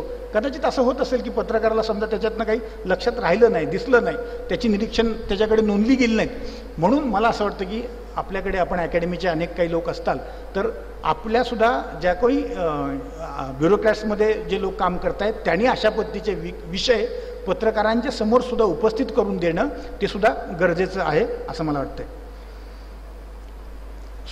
सोलापूरमध्ये सिलिंग कायदा आला मग जसं मी म्हणालो होतो, तर त्याच्यामध्ये असं दिसतंय की सिलिंग कायदा आला पण जमिनी मात्र ताब्यात न घेतल्यामुळे गुंठेवारी क्षेत्र वाढलं गेलं, लोकांना घरं मिळाली नाहीत, लोकांनी जिथं जिथं कमी किमतीमध्ये उपलब्ध गुंठा मिळेल, प्लॉट मिळेल अशा पद्धतीने केलं आणि म्हणून गुंठेवारी क्षेत्र तिथलं वाढलं गेलं आणि महापालिकेला त्या लोकांना सुविधा पुरवण्यासाठीच अधिक निधी खर्च करावा लागतो. तो निधी मात्र उपलब्ध होताना दिसत नाही.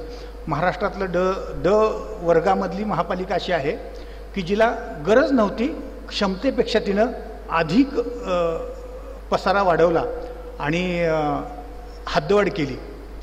हद्दवाढ का केली याची अनेकही उत्तरं अजूनही मिळत नाहीत. त्यातलं नेमकं पॉलिटिक्स काय होतं, महापालिकेची गरज नेमकी काय होती. साधारणतः एकाच वेळी 92मध्ये 13 गावं हद्दवाढमध्ये आणली. महापालिकेचं तेव्हा कार्यक्षेत्र 32 चौरस किलोमीटर होतं 92मध्ये सोलापूर महापालिकेचं आणि 92मधून एकदमच 145 चौरस मीटर करून साधारणतः 180 चौरस किलोमीटर सोलापूर महापालिकेचं कार्यक्षेत्र नेलं गेलं.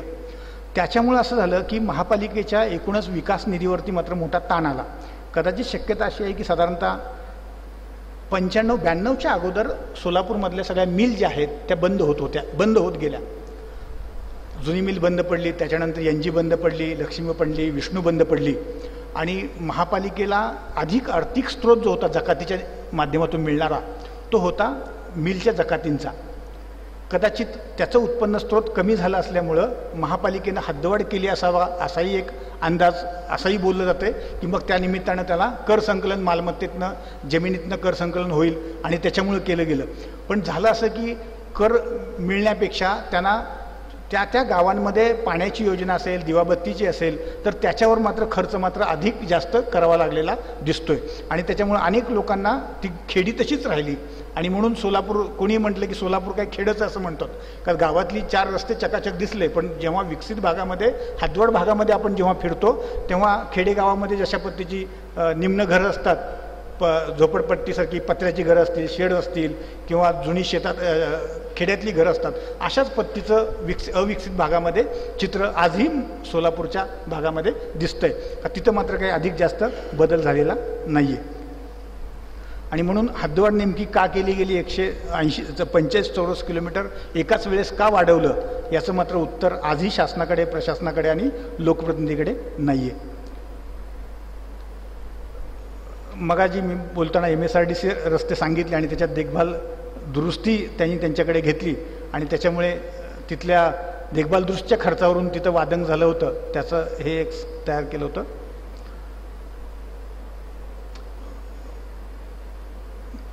झोपडपट्टी विकास योजनामध्ये महापालिकांच्या गरिबांच्या प्रश्नाविषयीची कार्यकुशलता का कमी असा एक मगा जो मुद्दा मी मांडला त्याच्यामध्ये हे होतं.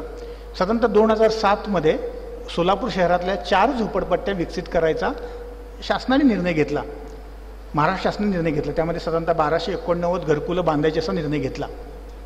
स्वतःचा माणूस घर बांधायचं असेल, महापालिकेतला कर्मचारी अधिकारी असेल, आपलं घर आपण अधिकाधिक 1 वर्षाच्या पुढं ते नेत नाही. कारण एकदा बँकेचं लोन झालं तर बँकेचा आपण हप्ता भरायचा म्हणतो, त्याचं व्याज भुर्दंड होईल म्हणतो.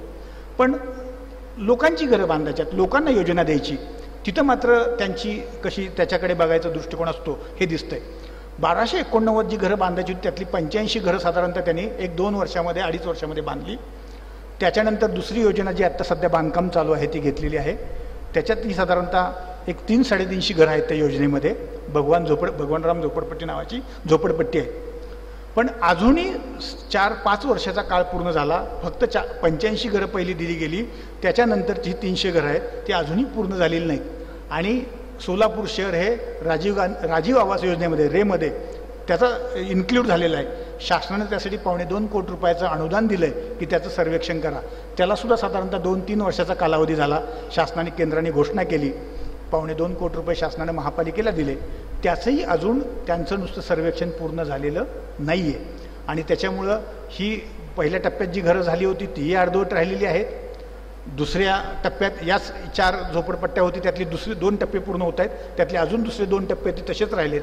ते लोक अजूनही आपल्या पक्क्या घरांची वाट बघतायत आणि बाकीच्या ह्या सगळ्या झोपडपट्ट्या ज्या आहेत त्याचंही तसंच आहे, सर्वेक्षणाचंच नुसतं चालू आहे.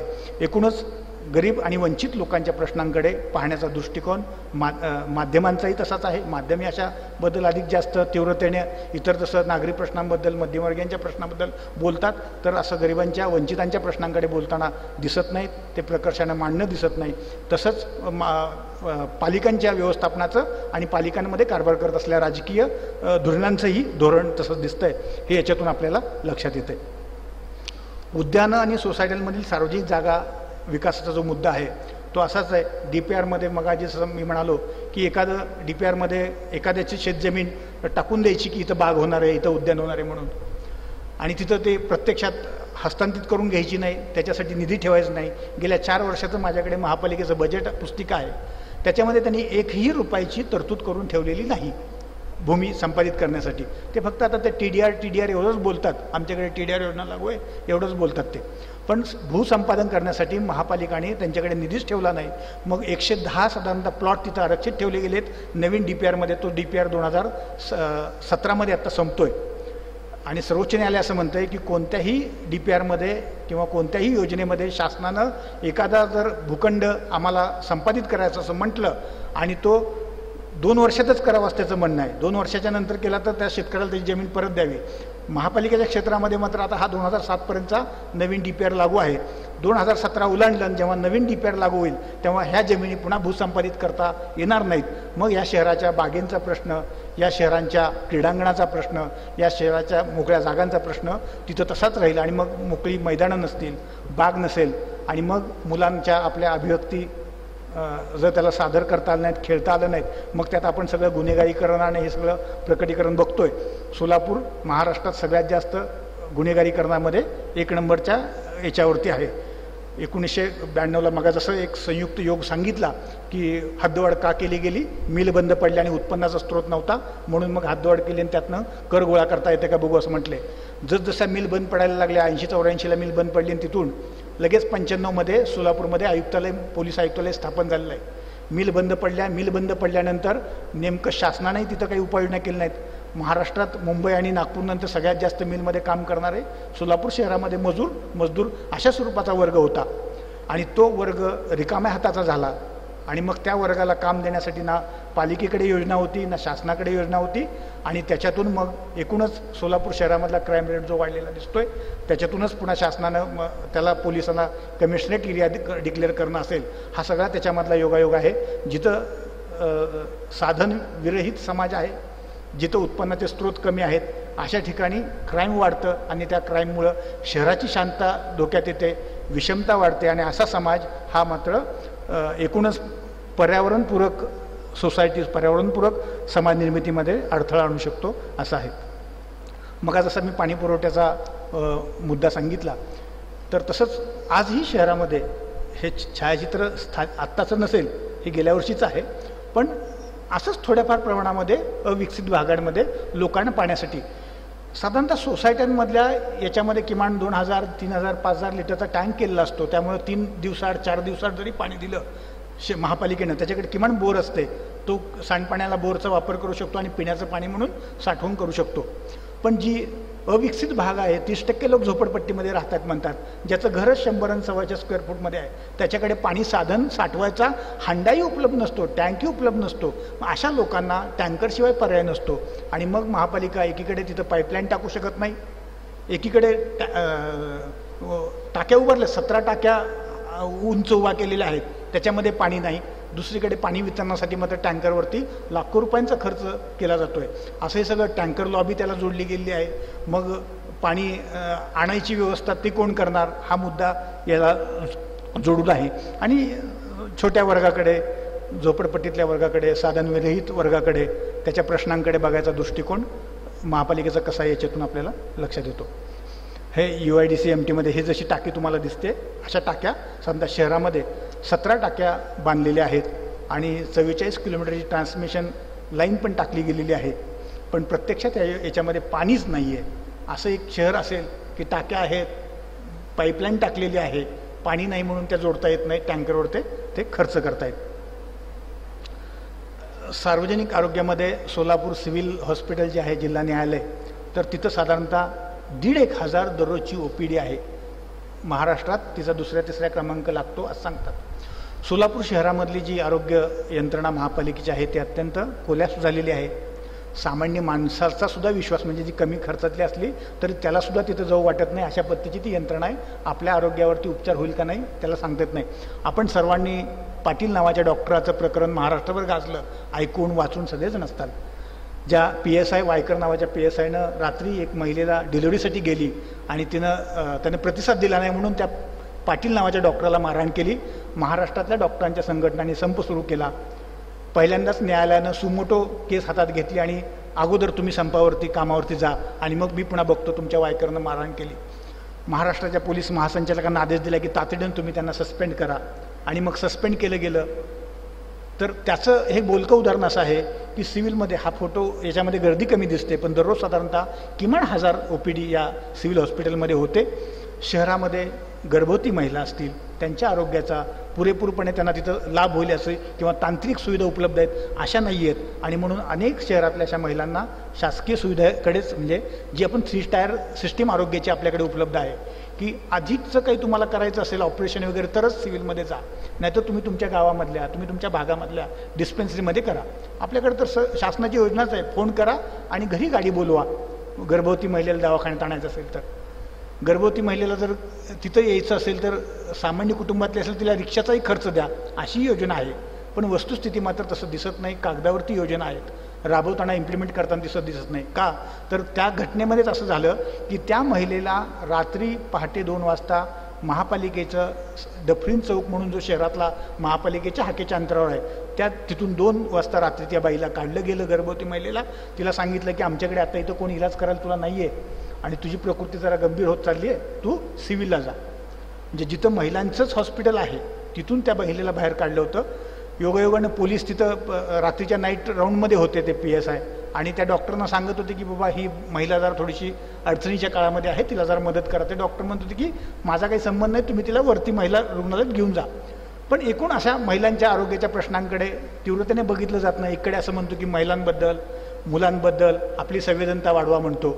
एकूणच माध्यमांमध्ये सुद्धा याचा हे सगळं प्रकटीकरण होतं आहे. प्रत्यक्ष मात्र इम्प्लिमेंटेशनमध्ये करताना मात्र महिलांच्या, बालकांच्या आरोग्याच्या अशा सगळ्या प्रश्नांकडे ही सगळी यंत्रणा आहे ती कशी दुर्लक्ष करते. त्याचं कारण मग मी सांगितलं असं, इथं जो कोण डॉक्टर काम करत असेल, इथं कोण नर्स काम करत असेल, तिला असं वाटतं का तिची मुलं ती आणत नाही, तिच्या घरच्या कोणाला इथं या दवाखान्यामध्ये आणत नाही, ते बाहेर खाजगीमध्ये ते उपचार करू शकतील अशा पद्धतीच्या तिच्या साधारणतः उदरनिर्वाहाच्या गोष्टी आहेत.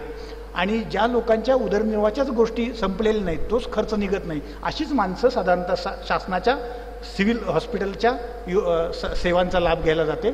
आणि तिथं मात्र त्यांच्याकडे बघायचा दृष्टिकोन, त्यांना पुरेपूर औद्योगिक सेवा द्यायचा, आरोग्याची सेवा देण्याचा असा काही सकस दृष्टिकोन दिसत नाही आहे. ही सगळी माणसं वंचित आहेत आणि या वंचितांचा असा वेगळा प्रश्न आपल्यासमोर असा दिसतोय शहराच्या नागरीकरणामध्ये. आपल्या घटना दुरुस्तीमध्ये पण आपण जे काही साधारणतः 243 कलमामध्ये पुन्हा एक साधारणतः यादी करून दिली. महापालिकेच्या ॲक्टमध्ये सुद्धा 1884 हे होतंच की महापालिकेनं काय काय करायचं. त्यातलं सार्वजनिक वाहतूक यंत्रणा ही महापालिकेकडे कायदेशीर जबाबदारी म्हणून दिली गेली.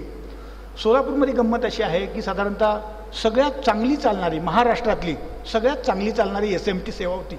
म्हणजे जिथं पिंपरी चिंचवडसुद्धा 80-85 अडचणीत आली असं म्हणत होते, त्या काळामध्ये महापालिका अडचणीत जेव्हा आली तेव्हा महापालिकाला पैसे देत होती SMT.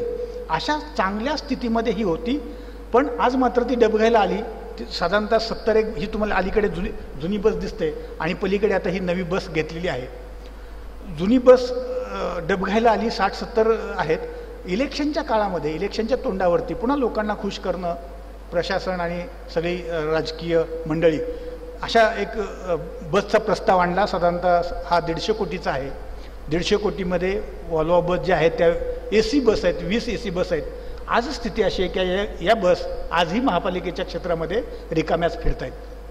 पुन्हा तोच मुद्दा आहे, मध्यमवर्गीय शहरातला ज्याच्याकडे आता 2 व्हीलर आली, ज्याच्याकडे 4 व्हीलर आली आणि ज्या माणसाला खूप दूरवर जायचं आहे तो सायकलवरच रोजंदारीच्या जातो, त्याला बसचाही दर परवडत नाही त्याच्या रोजंदारीमध्ये. या बस रिकाम्या फिरत आहेत. मागच्या 2 महिन्यापूर्वी आलेल्या याच्यात त्यांनी हिशोब काढला की आत्ता आलेल्या 10 बसमध्येच त्यांना 3 लाखाचा तोटा महिन्याला येतो आहे आणि अशा 200 बस त्यांना नव्यानं येणार आहेत. मग हे सगळं गणित कसं घालणार? आणि आत्ता याचा जुनाच रेट ठेवला आहे. जेव्हा ह्या AC बस आहेत त्याचे रेट वाढवले जातील त्याच्यामध्ये मग लोक बसणार की नाहीत आणि मग त्या पुन्हा तोट्यात जाणार का?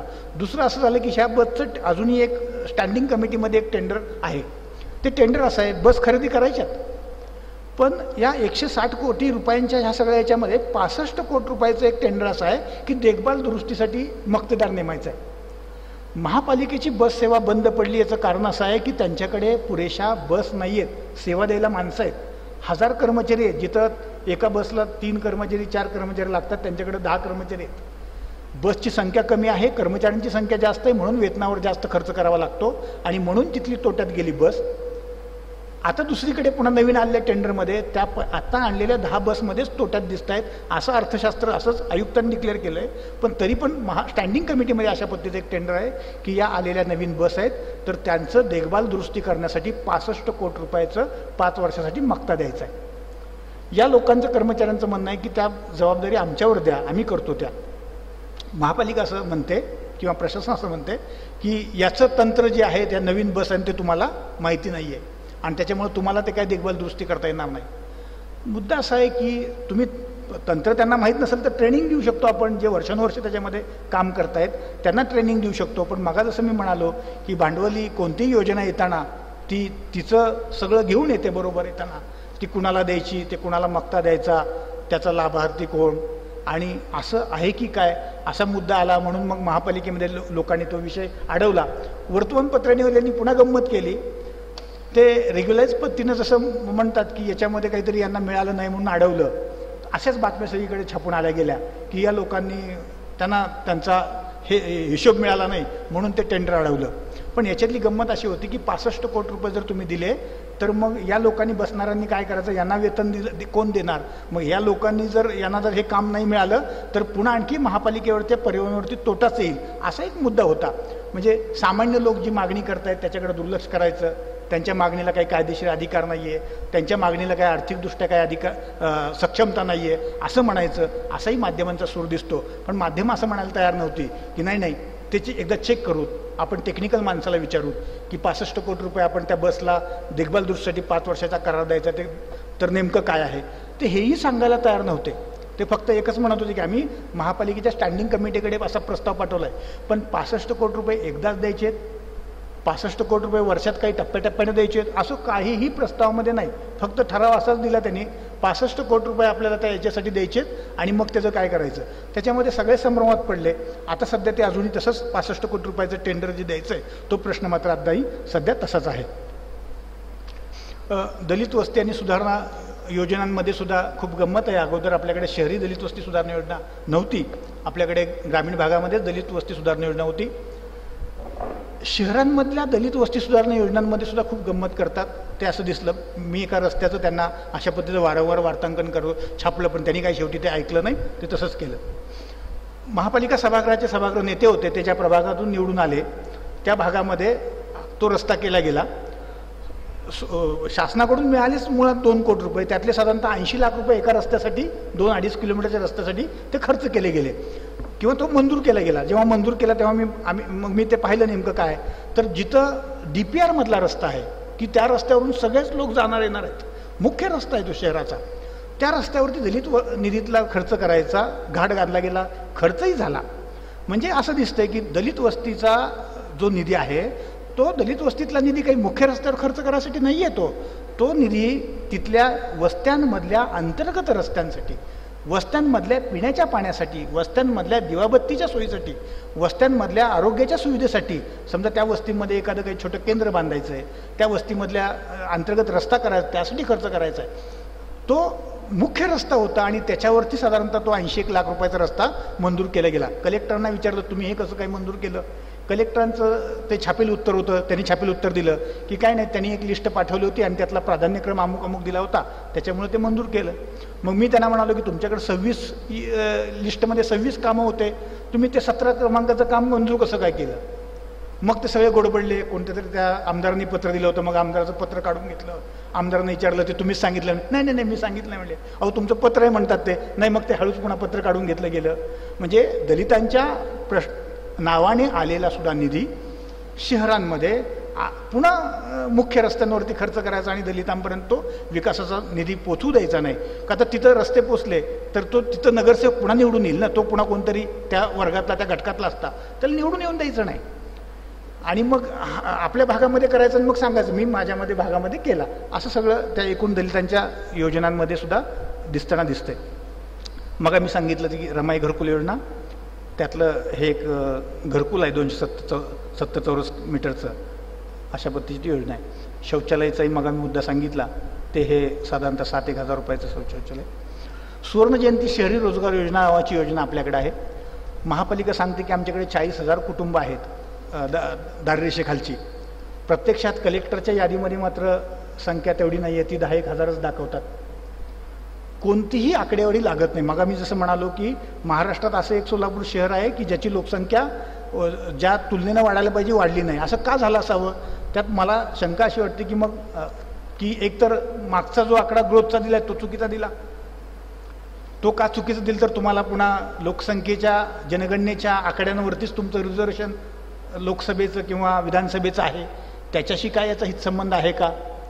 आणि मग पुन्हा तुम्ही एकीकडे कलेक्टरच्या ज्यामध्ये दारिद्र्यरेषेची यादी सांगतात त्याच्यातले आकडे वेगळे, महापालिका जी सांगते पुन्हा त्याच्यातले आकडे वेगळे. आणि दारिद्र्यरेषेखालची यादी तयार होताना तर आपण कायदा केलेला आहे की स्थानिक स्वराज्य संस्थांकडून आलेली यादीच दारिद्र्यरेषेखालची यादी ग्राह्य धरायची. महापालिकेनं पब्लिश केल्याच ह्याच्यामध्ये 40,000चे आकडे सांगतात, इकडे मात्र प्रत्यक्षात तसं दिसत नाही. आणि लोकांना रोजगाराचं साधन म्हणून फक्त 400 रुपयाचं अनुदान एका माणसाच्या प्रशिक्षणासाठी आहे. म्हणजे साधनविहीन माणसाला रोजगारासाठी सक्षम करायचं तर त्याच्यावरचा खर्च फक्त 400 रुपये. 400 रुपयांमध्ये माणूस प्रशिक्षण घेऊ शकतो का? घेतलं तर त्याच्यातून त्याच्या उदरनिर्वाहाचं साधन उपलब्ध होईल का? हा सगळा शंकेचा आणि प्रश्न आपल्यासमोर आहे. महापालिकांच्या शाळांचं मग उदाहरण सांगितलं. एकीकडे सधन वर्गातल्या मुलांच्या ह्या अशा टापटिपीतल्या शाळा आहेत आणि एकीकडे महापालिकेच्या वर्गातल्या मुलांना आपण म्हणतो गणवेश दिला जातो. मुलांच्या अंगावर एकसारखा गणवेश दिसत नाही, ड्रेस कोड दिसत नाही, तरी यांना बाकं आहेत. कुठल्या तरी चांगल्या संस्थेने त्यांना बाकांची मदत केलेली दिसते. आणि मग ही दोन घटक, दोन वर्ग, आपण कितीही घटनेमध्ये सामाजिक न्याय आणि याची बाजू आणि चिंतन करत असलो, प्रत्यक्ष मात्र शिक्षण व्यवस्थेपासूनच दोन वर्ग या समाजामध्ये जन्माला यावेत अशा पद्धतीची यंत्रणा अजूनही 60 वर्षानंतर आपल्याकडे चालू आहे शहरांमध्ये. याचं हे एक उदाहरण आपल्यासमोर दिसतंय. महापालिकेचा एक चांगली गोष्ट आहे की ह्याच्यात मुद्दाम एक पॉझिटिव्ह पण एक चांगल्या गोष्टीचाच दिलं आहे. महापालिकेकडे स्विमिंग टँक आहे. या स्विमिंग टँकमधून जी मुलं शिकतायत, मुलं मुली, सोलापूर शहरामध्ये अनेक राष्ट्रीय, आंतरराष्ट्रीय आणि महाराष्ट्र लेवलचे खेळाडू तयार झाले. स्विमिंग टँक त्यांनी उपलब्ध करून दिलेत. शहरात 2 स्विमिंग टँक आहेत. त्यातला एक स्विमिंग टँक आहे तो पूर्व भागामध्ये, जिथं आपण गरिबांची, कामगारांची मुलं राहतात अशा भागामध्ये आहेत. काही मुलं ज्यांना खेळाची मूलभूत आवड आहे ते मुलं मात्र आपल्याला त्या वेगवेगळ्या स्पर्धेतून गेल्यामुळं सरकारी सेवेमध्ये सुद्धा गेलेले त्याच्यातनं दिसत आहेत. सोलापूर शहरातलं हे गोदूताई परुळेकर विडी घरकुल आहे, ज्याला आम्ही पत्रकार काही मित्र आहेत ते म्हणतो की आम्ही हे सोलापूरचं लवासा आहे. पुण्यातलं जसं लवासा आहे तसं हे गरिबांचं लवासा आहे म्हणतो. पर्यायी योजना, विकास नीती पर्यायी आपण नुसतं चर्चा करतो, पण सोलापूरमध्ये असा एक प्रोजेक्ट झालेला आहे की पर्यायी विकास नीतीचा. आपण म्हणतो की शहराचं विकेंद्रीकरण करा, शहरावर एवढा मोठा ताण येतोय आणि ह्या सगळ्या इन्स्ट्रुमेंटला प्रशासनाला ते झेपावणं गेलेलं आहे आणि म्हणून ते कोलॅप्स होतात. तर अशा पद्धतीचं एक विकास योजना सोलापूरमध्ये राबवली गेली 10,000 घरकुलाची, पण ती गरिबांची राबवली गेली आहे. त्याच्यामुळं तिला शासनाच्या अजेंड्यावर तो विषय येत नाही आहे. अशा पद्धतीची विकास योजना आणायची.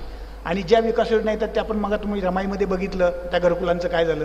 जो माणूस सत्तेच्या केंद्राच्या बाहेर असलेली माणसं NGO म्हणून काम करतात, गरिबांच्या, कष्टकऱ्यांच्या, महिलांची अशी एक योजना आशिया खंडात बांधली गेली. तिचं मात्र कुठेही प्रसारमाध्यम त्याला तितकंसं दाखवत नाही. शासनाकडे अशा पद्धतीच्या योजनांचं काही फॉर्मॅट करत नाही. या योजने फक्त लाभार्थीचे फक्त 20,000 रुपये आहेत आणि याच्यामध्ये त्याला 270 चौरस मीटरचं घर मिळालेलं आहे आणि शहरापासून अवघ्या 6 किलोमीटरवरती आहे आणि त्याला पाणी शहरामध्ये 3 दिवसाड आहे, त्याला दररोज मिळतं आहे. अशी एक चांगली योजना आणि त्याला रोजगाराचं साधन. आता त्याला ते विडीवर वर्कर्स अधिक जास्त आहेत तर कारखान्यांनी तिथंही कारखान्यांची उपलब्धता बिडीची करून दिली आणि त्याचं एक वेगळं उदाहरण आहे. सोलापूरच्या विकासाच्या बलस्थानामध्ये सोलापूर जरा थोडे 5 मिनटात संपवतो, 5 मिनटं सोलापूरच्या विकासाच्या बलस्थानामध्ये आत्ता जी काही NTPC प्रोजेक्ट आला आहे तो खूप महत्त्वाचा आहे, ज्याला आपण नवरत्न म्हणतो कंपन्या, त्याच्यामधला NTPCचा प्रोजेक्ट आहे. आणि सोलापूर 4 हुतात्मे हे क्रांतीचं आपल्याला जे काही सोलापूरमध्ये पुरोगामी आंबेडकरी आणि डाव्या चळवळीचं जे काही दिसतंय बलस्थान, किंवा कुठं महाराष्ट्रात कुठं नसतील पण शहरी भागामध्ये 1-2 कवडे नगरसेवक निवडून येतात. कधीमधी लोकप्रतिनिधी विधानसभेमध्ये जातो, कधी येतो, म्हणजे गणपतराव देशमुख असतील, इकडे आडम मास्तर असतील. तर हे सगळं का आहे, तर ते 4 हुतात्म्यांची पुण्य आहे. तिथल्या एकूणच मातीला तो गुण आहे, उठायचा, लढायचा, पुन्हा अजून जरा थोडं मागं जायचं, पुन्हा पुढं जायचं. आणि तेही 4 हुतात्म्यांचं त्या मातीचा गुण याच्यामध्ये दिसतोय. चिमणी एक त्याच्यामध्ये दाखवलेली आहे. एक चिमण्या जरी गेल्या तरी एक दुसरी आत्ता NTPCची चिमणी तिथं उभारलेली आहे. आणि पुन्हा छोट्या वर्गाला काम किंवा रोजगार उपलब्ध होईल अशी एक लोकांमध्ये तिथं आशा आहे. सोलापूर विकासातील उणीवांमध्ये 1-2-4 मुद्द्यांचा मी समावेश केला आहे.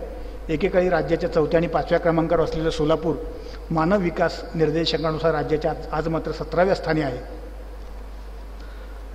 दर 10 वर्षाने दुष्काळाचं गडद असं सावट सोलापूरला पडतंय.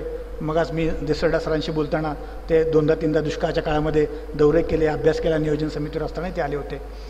शहर बहुभाषिक आणि त्यामुळे कोणत्याच एका भाषेवर लोकांची पकड नाही.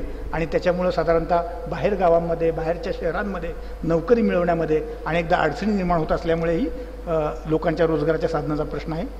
तेलुगू भाषिक नागरिकांचा अधिकाधिक सहभाग यंत्रमाग आणि विडी उद्योगात आहे.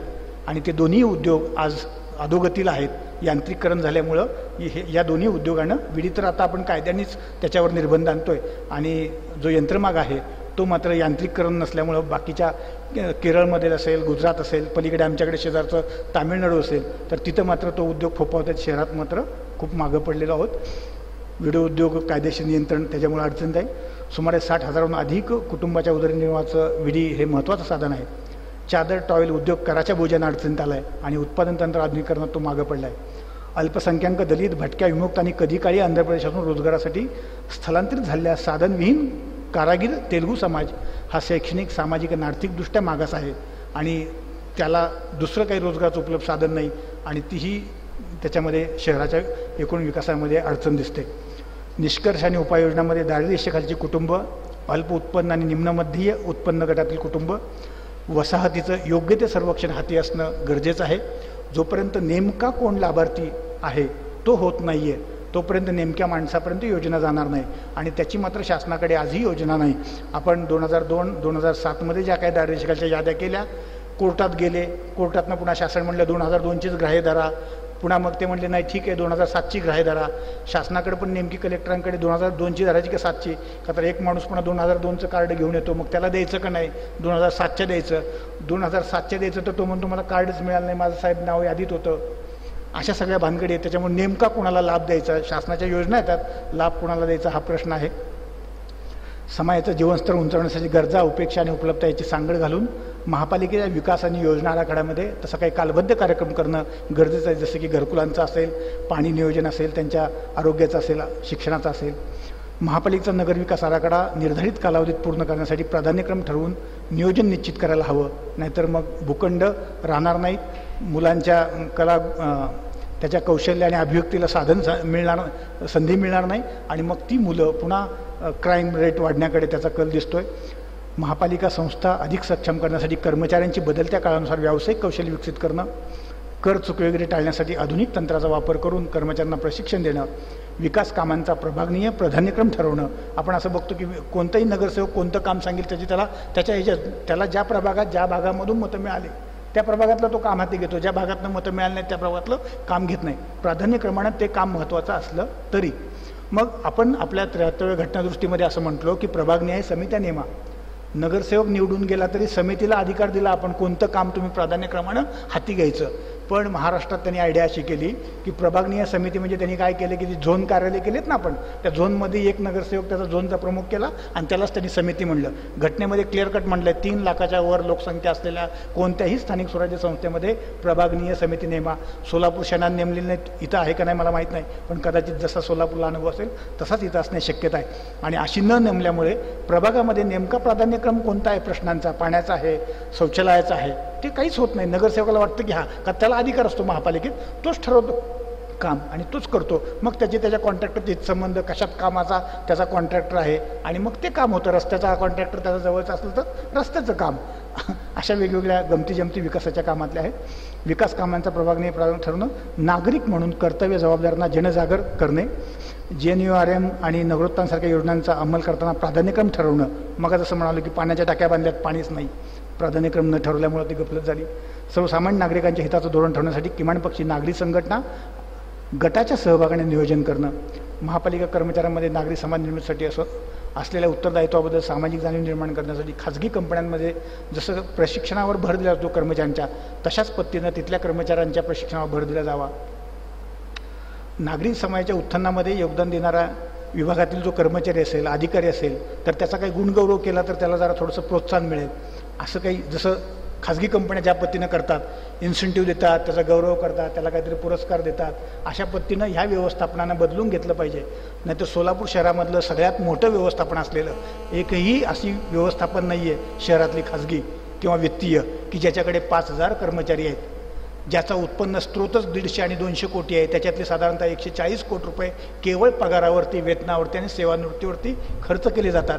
राहिलेल्या 31 कोटी रुपयामध्ये शहराच्या नियोजनाचा विकास होतो. बाकीचे शासनाचे जे काही पैसे येतील अनुदानातनं वेगवेगळ्या, त्याच्यावरच सगळं लोकांचं आहे. म्हणजे लोकांच्या खिशातून जो कर भरतो तो केवळ कर्मचाऱ्यांच्या पगारासाठी खर्च केला जातो. कर्मचारी जे आहेत त्याच्याकडे सगळ्या बाकीच्या प्रायव्हेट एजन्सी नेमून, घनकचऱ्यासाठी प्रायव्हेट एजन्सी, पाण्याच्या देखभाल दुरुस्तीसाठी प्रायव्हेट एजन्सी, अशा सगळ्या एजन्सी नेमायला लागलो. त्या कर्मचाऱ्यांना कुठलंच काम नाही. म्हणजे एखादी योजना आणायची, ती योजनासुद्धा तयार करण्यासाठी, त्याचा DPR तयार करण्यासाठी एक पुन्हा समिती किंवा त्याची एका खाजगी एजन्सीला काम दिलं जातं आणि त्याच्यातून पुन्हा 1-2 कोटी रुपये, जसं आत्ता मी सांगितलं झोपडपट्टीच्या सर्वेक्षणाचं, त्याच्यासाठी एक योजनी, त्याला 2 कोटी रुपये. आता एक गंमत अशी आहे की शहरामध्ये असं केलं गेलं 2-1 वर्षापूर्वी, आपल्याकडं ऑल इंडिया सेल्फ असं काहीतरी एक योजनेचं नाव आहे, तिला एक साधारणतः 2 कोटी रुपयाचं GPR सिस्टीममध्ये शहरामध्ये एकूण मालमत्ता किती आहेत याचं सर्वेक्षण करायचं काम दिलं. 60 लाख रुपये त्या एजन्सीला दिलेही. त्यांनी 2 वर्ष झालं, 2.5 वर्ष झालं त्यांनी अहवालच दिलं नाही. शेवट आलेल्या आयुक्तांनी काय केलं, बरं जाऊ द्या, ती जाऊ द्या एजन्सी, दुसरी नेमू म्हणली आणि दुसरी नेमली. त्याचे 60 लाख रुपये त्यांनी घेऊन गेला, त्याचा अजून पत्ता नाही. म्हणाले त्यांनी फौजदारी गुन्हा दाखल करू, त्याला आणू. अजून तर काय त्याला 3-4 महिने होऊन गेले, काहीच झालं नाही. लोकांचे पैसे शासनाच्या अनुदानातले ते मात्र अजूनही त्याच्याकडेच आहेत. जसं नगरसेवकांचं म्हणलं तसंच, जसं कर्मचाऱ्यांना आहे तसंच नगरसेवकांना सुद्धा अशा पद्धतीनं काही प्रोत्साहनपर काही केलं तर त्याच्यात सुद्धा आपल्याला काही महापालिकांमध्ये, प्रशासनामध्ये बदल करता येईल असं वाटतं. हे तुम्हाला मी जे आत्ता सांगितलं की खर्च 140 कोटी रुपये, 130 कोटी रुपये नुसते कर्मचारी, त्याचे हे तक्ते आलेख आहेत, त्याच्यामध्ये त्यात दाखवलेलं आहे. आपण सर्वांनी मी ज्या पद्धतीने सांगेल अशा शब्दांमध्ये ऐकून घेतलं त्याबद्दल धन्यवाद. आपल्याला काही प्रश्न असतील तर आपण विचारावेत. थँक्यू. सर, तुम्ही हा सगळा भर विकासाच्या बाबींवर दिला आहे, पण सोलापूर शहरात पर्यटन किंवा सामाजिक चळवळी, सामाजिक जे दबावगट आहेत त्यांची स्थिती किंवा शिक्षण आणि या संदर्भात सांस्कृतिक किंवा साहित्याच्या ज्या मुवमेंट्स आहेत तर त्या संदर्भातल्या वार्तांकन करताना काय घडतंय किंवा त्याची काय स्थिती आहे याबद्दल काही संदर्भ सांगू शकलात तर. साहित्य, शिक्षण आणि पर्यटनाच्या संदर्भातलं वार्तांकन करताना निव्वळ न्यूज रिपोर्टिंगच होत आहे की काही फीचर जर्नलिझमच्या सुद्धा काही घटना घडत आहेत आणि त्या संदर्भात काही आहे? जसं पुणे आणि मुंबईसारख्या शहरांमध्ये मोठमोठ्या NGO आहेत, तसं सोलापूरमध्ये अशी मोठ्या स्वरूपात NGOंची संख्या नाही आहेच. आणि ज्या NGO आहेत त्या बालकांवरती, महिलांवरती अशा काम करणाऱ्या आहेत. असं एखाद्या प्रश्नावरती उभं राहून काही काम करतायत असं ते दिसत नाही. त्यांच्या पातळीवर, म्हणजे जसं आपण डॉक्टर अहंकारीची शशिकांत अहंकारी यांचं नाव आपण ऐकलेलं आहे, त्यांची NGO तिथं काम करते, पण ते महिलांचं आरोग्य आणि ज्या गर्भवती महिला आहेत त्यांना आरोग्यसेवा देणं याच्यापुरतं काम करतायत. पण मला असं म्हणायचं आहे की हे आपण किती लोकांपर्यंत पोहोचू शकतो, NGO म्हणून काम करताना किती लोकांपर्यंत पोहोचू शकतो असा प्रश्न आहे. ज्याच्याकडे कायदेशीर जबाबदारी दिलेली आहे, ज्याच्याकडे उत्तरदायित्व घटनेनं दिलं आहे, कायद्यानं दिलं आहे, ते पाहत नाही आहे त्या प्रश्नाकडं, तर त्याच्यासाठी आवाज उठवला जात नाही NGO म्हणून. आणि मग NGO काहीच बोलत नसल्यामुळे माध्यमही काही बोलत नाहीत, त्यांचंही कोरिलेशन काही नाही. मग जसं मी तुम्हाला ते यांचं माध्यम तज्ज्ञ असं म्हणतात की समाज आणि माध्यमं एकसारखी पूरक असतात. समाजातला घटक काहीच बोलत नसलं तर तो त्या प्रश्नाबद्दल बोलत नाही. लोक बोलत असतील तर तो किमान त्याला आवाज द्यायचा प्रयत्न करतो. अशा NGO तिथं आहेत, पण त्या छोट्या स्वरूपात आहेत. असल्या तर त्या त्यांच्या कप्प्यापुरतं, छोट्या त्यांच्या कामापुरतं काम करतात आणि त्याच्यामुळं त्याचं असं या सगळ्या प्रश्नांबद्दल त्या काही बोलताना दिसत नाहीत आणि म्हणून माझ्या याच्यामध्ये सुद्धा ते आलं नाही आहे. असाच प्रश्न होता तुमचा ना? बरं आपण बोलूया. नमस्कार, मी माधवी राहीरकर.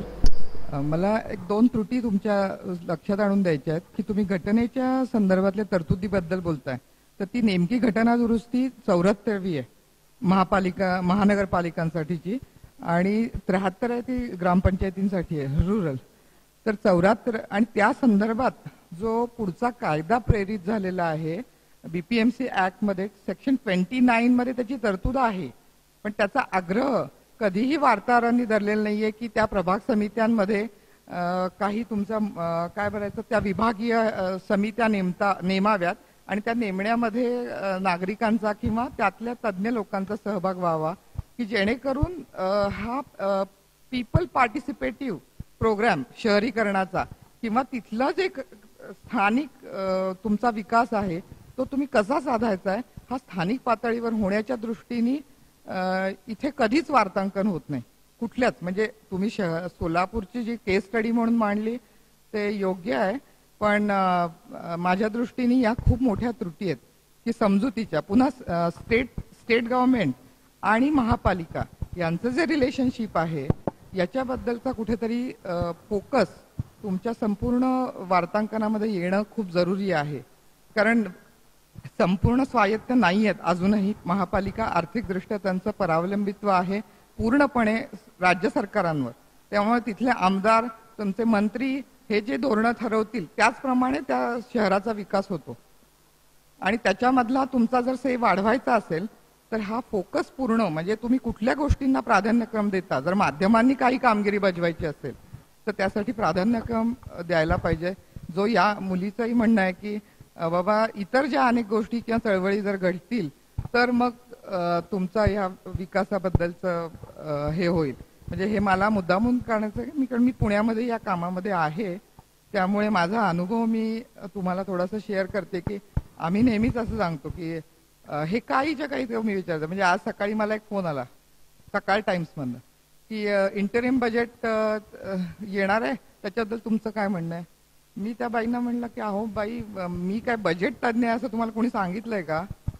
कशासाठी तुम्ही मला फोन केलात. म्हणजे इतकं जर कॅज्युअल असेल वार्तांकन I am really real apprehension की याच्याबद्दल खूप जबाबदारीने काम करण्याची खूप जास्ती जरुरी आहे. मी कॉम्प्रिहेन्सिव्ह आर्टिकल तयार करायचं आणि तुमचं म्हणणं काय. आमचे नंबर कुठेतरी गेलेले असतात कुठल्या तरी संदर्भात तर हे असे फोन करून जर वार्तांकन व्हायला लागली नावाजलेल्या संस्थांची तर खूपच प्रश्न अवघड होतो. मी सोलापूरमध्ये आता आपण बोलत होतो तसं 67-68 साली एक काही महिने राहिलो होतो आणि त्याची प्रक्रिया कारण रोजगार हमीच्या संदर्भात बरीच जी कामं आणि सगळं कोरडवाहू शेतीचं होतं ते कोल्हापूरला आहे. मला असा प्रश्न आहे की आपल्याकडे हे सगळी 73व्या 74व्या घटना दुरुस्तीनी स्थानिक स्वराज्य संस्थांना बळकटी देणं अधिकार अधिकारी आणि अर्थ पुरवणं हे काम करायचं जे आहे ते झालेलंच नाहीये. कारण ते सगळे फंक्शन डेलिगेट केलेले नाहीये आणि हे बरंचसं म्हणजे टॉप डाऊन आहे. पण हे टॉप डाऊन आहे हे एक वास्तव आहे. पण तसं असताना देखील सोलापूरमध्ये इतके जबरदस्त 2 मंत्री आता होते आणि जे मंत्री तिथे इतके वर्ष राज्याच्या आणि केंद्राच्या याच्यात आहे त्यांना आपल्या स्वतःच्या स्वार्थासाठी राजकीय आणि एकूण आपल्या ज्या समाजाचं नेतृत्व करतो त्याच्यात हा प्रश्न त्यांना कधी स्टेकचा वाटला नाही का राजकीय भविष्याच्या दृष्टीने किंवा आपण इतकं या शहरांच्या मधून प्रतिनिधित्व म्हणताना आपण केलंय पण त्याचं कुठे काही दिसत नाही. हे याला कसं ॲनालिस, याचं काय तुम्ही कारण मानता?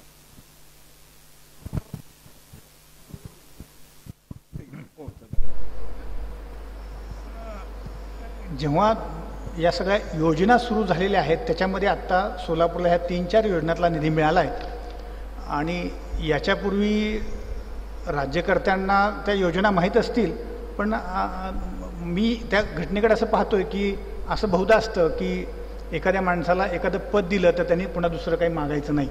तुम्हाला पद दिलंय ना, ओके ओके, असा एक दृष्टिकोन त्यातला दिसतोय. का तर जेव्हा त्यांच्या हातात, जेव्हा जे मंत्री आहेत तिथले त्यांच्या हातात जेव्हा काही द्यायची आली तेव्हा NTPCचा एक प्रोजेक्ट आला, त्याच्यात पुन्हा ते ग्रीड आलं. जेव्हा प्रत्यक्ष त्यांच्या हातात द्यायचा अधिकार जेव्हा आहे, तिथले ऊर्जा मंत्री म्हणून सुशीलकुमार शिंदे होते, तर या 2 योजना त्यांनी जेव्हा ऊर्जा मंत्री असताना ते आले, पुन्हा गृहमंत्री म्हणून होते तेव्हा एक ते छोटे छोटे काय असतात ते 2-3 प्रोजेक्ट नाही आहेत, ते त्यांच्या कर्मचाऱ्या म्हणजे पोलिसांच्या त्या केंद्रीय अमुक फोर्सेस आहेत त्याचे एक 3 पथकांची त्यांनी एक प्रशिक्षण केंद्र तिथं काढायचं, ते उद्घाटन भूमिपूजन केलं. ते पुन्हा आत्ता नव्यानं ते बसचं जे आहे इलेक्शनच्या अगोदर तुम्हाला 150 कोटी रुपये सांगितलं, ते केंद्रातलं UIDCMTचं आणलं. ते दुसरी एक गोष्ट अशी आहे की त्याला जे निकष आहेत तिथले केंद्र शासनाचे सगळ्या योजनांमध्ये त्याच्याही काही अडचणी येतात. ज्या 72 कोटीचा मागा मी मुद्दा 2009चा सांगितला, त्यात असं होतं की 2009मध्ये ती योजना जेव्हा शहराला लागू झाली तेव्हा त्याच्यामध्ये अटी आहेत 23 त्या जवाहरलाल नेहरू याच्यामध्ये, त्या 23 अटींची पूर्तता केली नाही तुम्हाला निधी मिळत नाही. मग सोलापूर शहरामध्ये महापालिकेने हे काहीच केलं नव्हतं प्रशासकीय स्तरावरती. त्याचं समजा बांधकामाच्या परवान्यासाठी तो तुमचा ॲटो DCR करा म्हटले त्यांनी केलंच नव्हतं. शेवटी दुसरा टप्पा 3 वर्ष झालं आडल्यानंतर मग त्यांनी ॲटो DCR केला म्हणून काय केलं, एका एजन्सीला कॉन्ट्रॅक्ट दिलं, कागदपत्र सगळे रंगवले आणि त्यांना दिला प्रस्ताव आयुक्तांनी, आम्ही केला ॲटो DCR म्हणून. प्रत्यक्ष ॲटो DCR तिथं आलेला नव्हता पण कागद मात्र तिथं गेलेला आहे. अशा सगळ्या त्या योजनांमधल्या महापालिकेच्या प्रशासकीय अडचणीमुळे कदाचित त्या योजना मंजूर होत नसतील, किंवा तो कोण तिथं अधिकारी आहे त्या आणि लोकनेते आहेत यांच्या पाठीमागे योजनांचं संलग्नीकरण, आपण कुठं बसतो नेमकं, लोकसंख्येचं धोरण आहे तिथं आपण बसतो का, या दोघात जे कॉर्डिनेशन पाहिजे असतं कमिशनर म्हणून आणि मग तो नेता म्हणून, तर ते कमी पडत असावं. अशा सगळ्या काही भानगडी त्याच्यामध्ये दिसत आहेत. मग त्यातनं आत्ताच्या अलीकडच्या काळामध्ये ह्या मात्र 2-3 योजना, राज्याच्या 2 योजना आणि केंद्राच्या 2-3 योजना सोलापूरला मात्र मिळाल्या आहेत. सोलापूर शहरातील नागरी समस्यांची तुम्ही अतिशय उत्तम मांडणी केलेली आहे, परंतु तुमच्याकडनं अपेक्षा अशी होती की सोलापूरमध्ये वृत्तपत्रांची मोठी परंपरा आहे, अनेक वृत्तपत्र आहेत, त्यातले अनेक पत्रकार गेली अनेक वर्ष सातत्याने चांगलं काम करतायत, तर या सगळ्या समस्या हँडल करताना वृत्तपत्रांची व्यक्तिशः आणि सामुदायिक म्हणून अशा तऱ्हेची जी जबाबदारी आहे ती नीट पार पाडली जाते की नाही पाडली जात? म्हणजे वृत्तपत्र किंवा वृत्तपत्रात काम करणारे पत्रकार हे सोलापूरमधल्या लोकसंख्येची जर आपण पॉप्युलेशन प्रोफाईल पाहिली तर पुष्कळशे लोक अशिक्षित, बिलो द पॉवर्टी लाईन, ज्याला इन्फ्लुएन्शियल आहेत असं आपण म्हणू शकणार नाही, ज्यांच्या आवाजाचं प्रतिबिंब उमटणार नाही अशी शक्यता आहे. तर वृत्तपत्रांची ही मुख्य जबाबदारी आहे की हा आवाज जो सामान्य लोकांचा आवाज आहे हा प्रखर करणं, मोठा करणं, विशेषतः जेव्हा विरोधी पक्ष नाहीत, NGOज नाहीत, बाकीच्या कुठल्या चळवळी नाहीत, तेव्हा वृत्तपत्रांवर ही मोठी जबाबदारी येऊन पडते. परंतु तुमच्या एकूण मांडणीमध्ये असं दिसतंय की वृत्तपत्रांची या सगळ्या प्रश्नांच्याकडे बघण्याची भूमिका ही अतिशय न्यूट्रल आहे. उदाहरणार्थ समजा एक सुशीलकुमार शिंदे आपण म्हटलं ती इतकी वर्ष सत्तेमध्ये आहेत आणि यातल्या अनेक प्रश्न ते सोडवू शकले असते. महाराष्ट्रामध्ये अनेक वर्ष मंत्री आहेत, अर्थमंत्री होते, मुख्यमंत्री होते, केंद्रामध्ये गृहमंत्री म्हणजे गोविंद वल्लभ पंत आणि यशवंतराव चव्हाणांनी ज्या भूमिका निभावल्या, सरदार पटेल ज्या स्थानावर होते, अशा अत्यंत महत्वाच्या जागेवर असताना सुद्धा त्यांना क्वेश्चन करणं, त्यांना प्रश्न विचारणं, त्यांना अडचणीत आणणं, वर्षानुवर्षे ते निवडून येत आहेत, परंतु वृत्तपत्र हे अत्यंत दबलेल्या आवाजामध्ये जणू त्यांच्या ताटाखालची मांजर आहेत. अशा तऱ्हेची भूमिका जर घेत असेल तर मग सोलापूरचे प्रश्न सोडवण्यासाठी कोण पुढे येण्याची शक्यता आहे? वृत्तपत्र नाहीत आणि कार्यकर्ते नाहीत, राजकीय पक्ष नाहीत. तर अशा एका अत्यंत अडचणीत सापडल्या, दगडाखाली हात सापडलेल्या शहराचे प्रश्न सोडवण्यासाठी काय होऊ शकतं? प्रश्न आहे ते सगळे मान्यच आहेत, परंतु त्यातनं मार्ग काढण्यासाठी वृत्तपत्र काय भूमिका घेऊ शकतात याची खरं आम्हाला तुमच्याकडनं अपेक्षा होती. मी सोलापूरचाच आहे आणि मी BSc पर्यंत सोलापुरात होतो आणि न्यूजपेपर्स मी खूप लहानपणापासून वाचायला लागलो होतो, मराठी न्यूजपेपर्स. आणि आताही मी सोलापूरची न्यूजपेपर्स बऱ्यापैकी फॉलो करत असतो आणि तिथे जातो तेव्हा तर वाचतो पण प्रत्यक्ष, आणि अदरवाईज पण ऑनलाईन एडिशन्स कधी कधी बघत असतो. एक गोष्ट मला वर्तमानपत्रांच्या बाबतीत विशेष करून विचारायची आहे. आणि मला जे लहानपणची वर्तमानपत्र माझ्या आठवतात, शाळेत असताना किंवा कॉलेजमध्ये असताना, त्यातलं एक महत्त्वाचं नाव संचार, रंगवैद्य जे चालवायचे ते, आणि त्याच्यात थोडं आधी जे होतं ते विश्वसमाचार, जे नंतर बंद पडलं, म्हणजे काही कालांतराने ते बंद पडलं होतं. आणि नंतरच्या काळामध्ये जी महाराष्ट्रातल्या मोठ्या वर्तमानपत्रांच्या समूहांमधून जी वर्तमानपत्र सोलापुरात आली ती, त्याच्यामध्ये एक बेसिक फरक मला असा दिसतो की सोलापूर हे तसं खूप प्रचंड मल्टीकल्चरल शहर आहे. तुम्ही जे आता पूर्व भाग आणि हे सगळं सांगत होतात आणि कदाचित त्या विकासातल्या उणीवा म्हणून तुम्ही दाखवल्या की अनेक भाषा असल्यामुळे कोणत्याच भाषेवर प्रभुत्व नाही, मला ते बलस्थान वाटतं सोलापूरचं, पण तो वेगळा मुद्दा आहे. पण सोलापूर जे अत्यंत मल्टीकल्चरल शहर आहे, ही महत्त्वाची वर्तमानपत्र जी महाराष्ट्रभर विविध शहरांमध्ये चालतात, ती जेव्हा सोलापुरात यायला लागली आहेत तेव्हापासून त्या शहराच्या ॲटलिस्ट सांस्कृतिक जगाचं स्थान जे आहे ते बदलून बऱ्यापैकी मध्यमवर्गीय आणि ब्राह्मणीकरणाचा प्रयत्न चालू आहे का, असं मला स्वतःला वाटतं. म्हणजे त्यातलं पहिलं वर्तमानपत्र सोलापुरात जे आलं ते सकाळ होतं, त्यानंतर लोकमत, आणि आता दिव्य मराठी आलेलं आहे. आणि त्यातही म्हणजे आता उदाहरणं सांगतो मी की दिवाळी पहाट नावाचा कार्यक्रम माझ्या लहानपणी सोलापुरात कधीही झालेला नव्हता. दिवाळी पहाट, नंतर पाडवा पहाट, अशा वेळेला शास्त्रीय संगीत आपण सगळ्यांनी जमून ऐकायचं असतं, असे कोणतेही कार्यक्रम सोलापुरात होत नसत. त्याच्याऐवजी उदाहरणार्थ लक्ष्मी विष्णू मिल जेव्हा होती तेव्हा गणपतीच्या कालावधीमध्ये लक्ष्मी विष्णू मिल ही तमाशाच्या जवळ जाणारे कलाप्रकार प्रत्यक्ष दाखवत असे. म्हणजे आपटे जरी त्या लक्ष्मी विष्णू मिलचे मालक होते तरी पण कलाप्रकार जे दाखवले जात असत ते अशा प्रकारचे होते. आणि वर्तमानपत्रांनी गेल्या काही वर्षांमध्ये जी गोष्ट उचलून धरलेली आहे ती अशा सर्व कार्यक्रमांची चर्चा.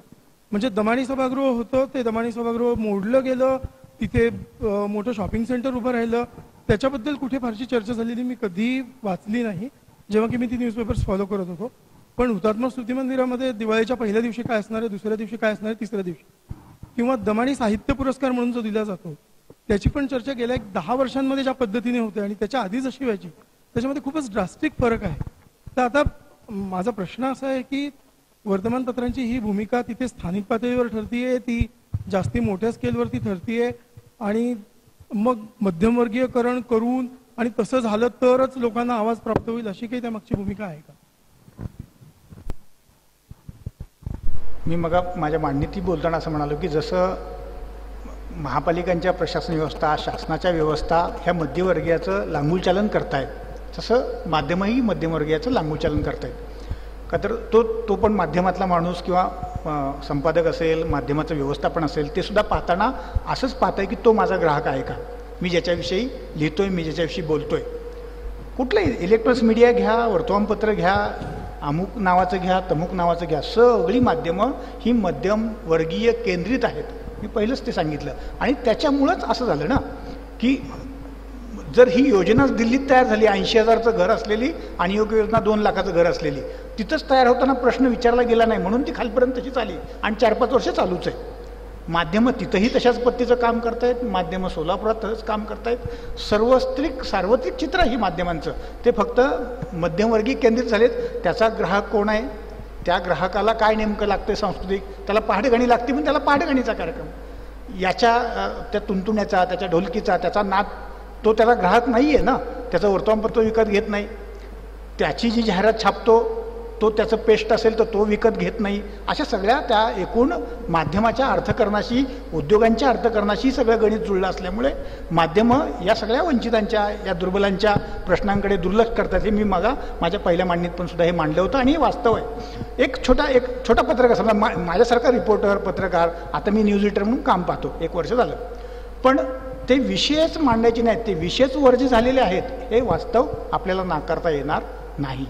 पण तरी पुन्हा माझ्या पद्धतीनं जे विषय मांडलेत मी ते तुम्हाला याच्यामध्ये मग जे विषय मांडलेत ते सांगितलेत, त्या काही आपण वार्ता छापलेल्या आहेत, ते लोकमतमध्ये असताना मी केलं. आता मी प्रत्यक्षात रिपोर्टिंगला नाही आहे त्याच्यामुळं काही विषय मला मांडता येत नसतील, पण जेव्हा मी रिपोर्टिंगला होतो तेव्हा हे सगळे घरकुलांचे प्रश्न असतील, मी जो आता तुम्हाला म्हणलो 14 एप्रिलला डॉक्टर बाबासाहेब आंबेडकरांच्या जयंती दिवशी लोकमतच्या पहिल्या पानावर छापली होती बातमी, हा कसला सामाजिक न्याय. आमच्या जिल्ह्यामध्ये ग्रामीण भागामधला एकही दलित माणूस झोपडपट्टीमुक्त झोपडीचा नाहीच, घर राहिलेलाच नाही असं शासन म्हणतं. असं छापलं. ही बहुतांश म्हणजे लोकमतच्या सुद्धा अनेक एडिशनमध्ये ती बातमी छापून आली होती असं मानतो. पण ते एखादा विषय एक पत्रकार करून नाही चालत, त्याला काहीतरी एक सोशल मुवमेंट माध्यमांचं आणि सामाजिक संस्थांचं ॲडव्होकसी आणि असं मिळून काही फोकस झाले तर प्रश्न फोकस होतील. एक वर्तमानपत्रातला एखादा पत्रकार किंवा एखादा व्यक्ती एक अग्रलेख किंवा एक लेख यानं हे प्रश्न सुटत नाहीत. त्याला जोपर्यंत समाजाच्या वेगवेगळ्या संस्थांची लोकांची जोड मिळाली पाहिजे तर त्याचा आवाज होतो. नाहीतर मी एकदा बातमी छापतो, दोनदा छापतो आणि त्याचा तिकडनंही काही प्रतिसाद मिळत नाही, इकडनंही प्रतिसाद नाही मिळत, थांबतो. असं अनेकदा होताना दिसतंय. संख्या आहे आणि ज्या भाषा बोलणारे लोक आहेत ती कन्नड, तेलुगू आणि मराठी आणि मग त्याला आपण दखनी हिंदी किंवा उर्दू असं म्हणू तर ती एक भाषा. अशा 4 भाषा प्रामुख्याने सोलापुरात बोलल्या जातात आणि त्यातल्या 3 भाषांचे 3 भाषा बोलणारे लोक जे आहेत तेलुगू, कन्नड आणि मराठी, हे सगळे लोक मराठी वर्तमानपत्र वाचतात प्रामुख्याने. म्हणजे त्या लोकांची जरी बोलण्याची भाषा तेलुगू किंवा कन्नड असली तरी ते त्या भाषेमध्ये साक्षर नाही आहेत बहुतांश लोक. ती भाषा लिहू वाचू शकत नाहीत अशी परिस्थिती आहे. असं असताना पर्टिक्युलरली मराठी वर्तमानपत्राचं सोलापुरातलं क्लायंटल जे आहे ते कम्प्लिटली वेगळ्या कॅरेक्टरचं आहे. आणि तरी पण आपण जे सांगतो, म्हणजे तुम्ही आत्ता जे एक्सप्लेनेशन देत आहे ते एका अर्थाने मला मान्यही आहे की लोकांना जे हवं ते आम्ही देतो आहे म्हणून. पण सोलापुरात विशेष करून अशा पद्धतीचं क्लायंटल नाही आहे.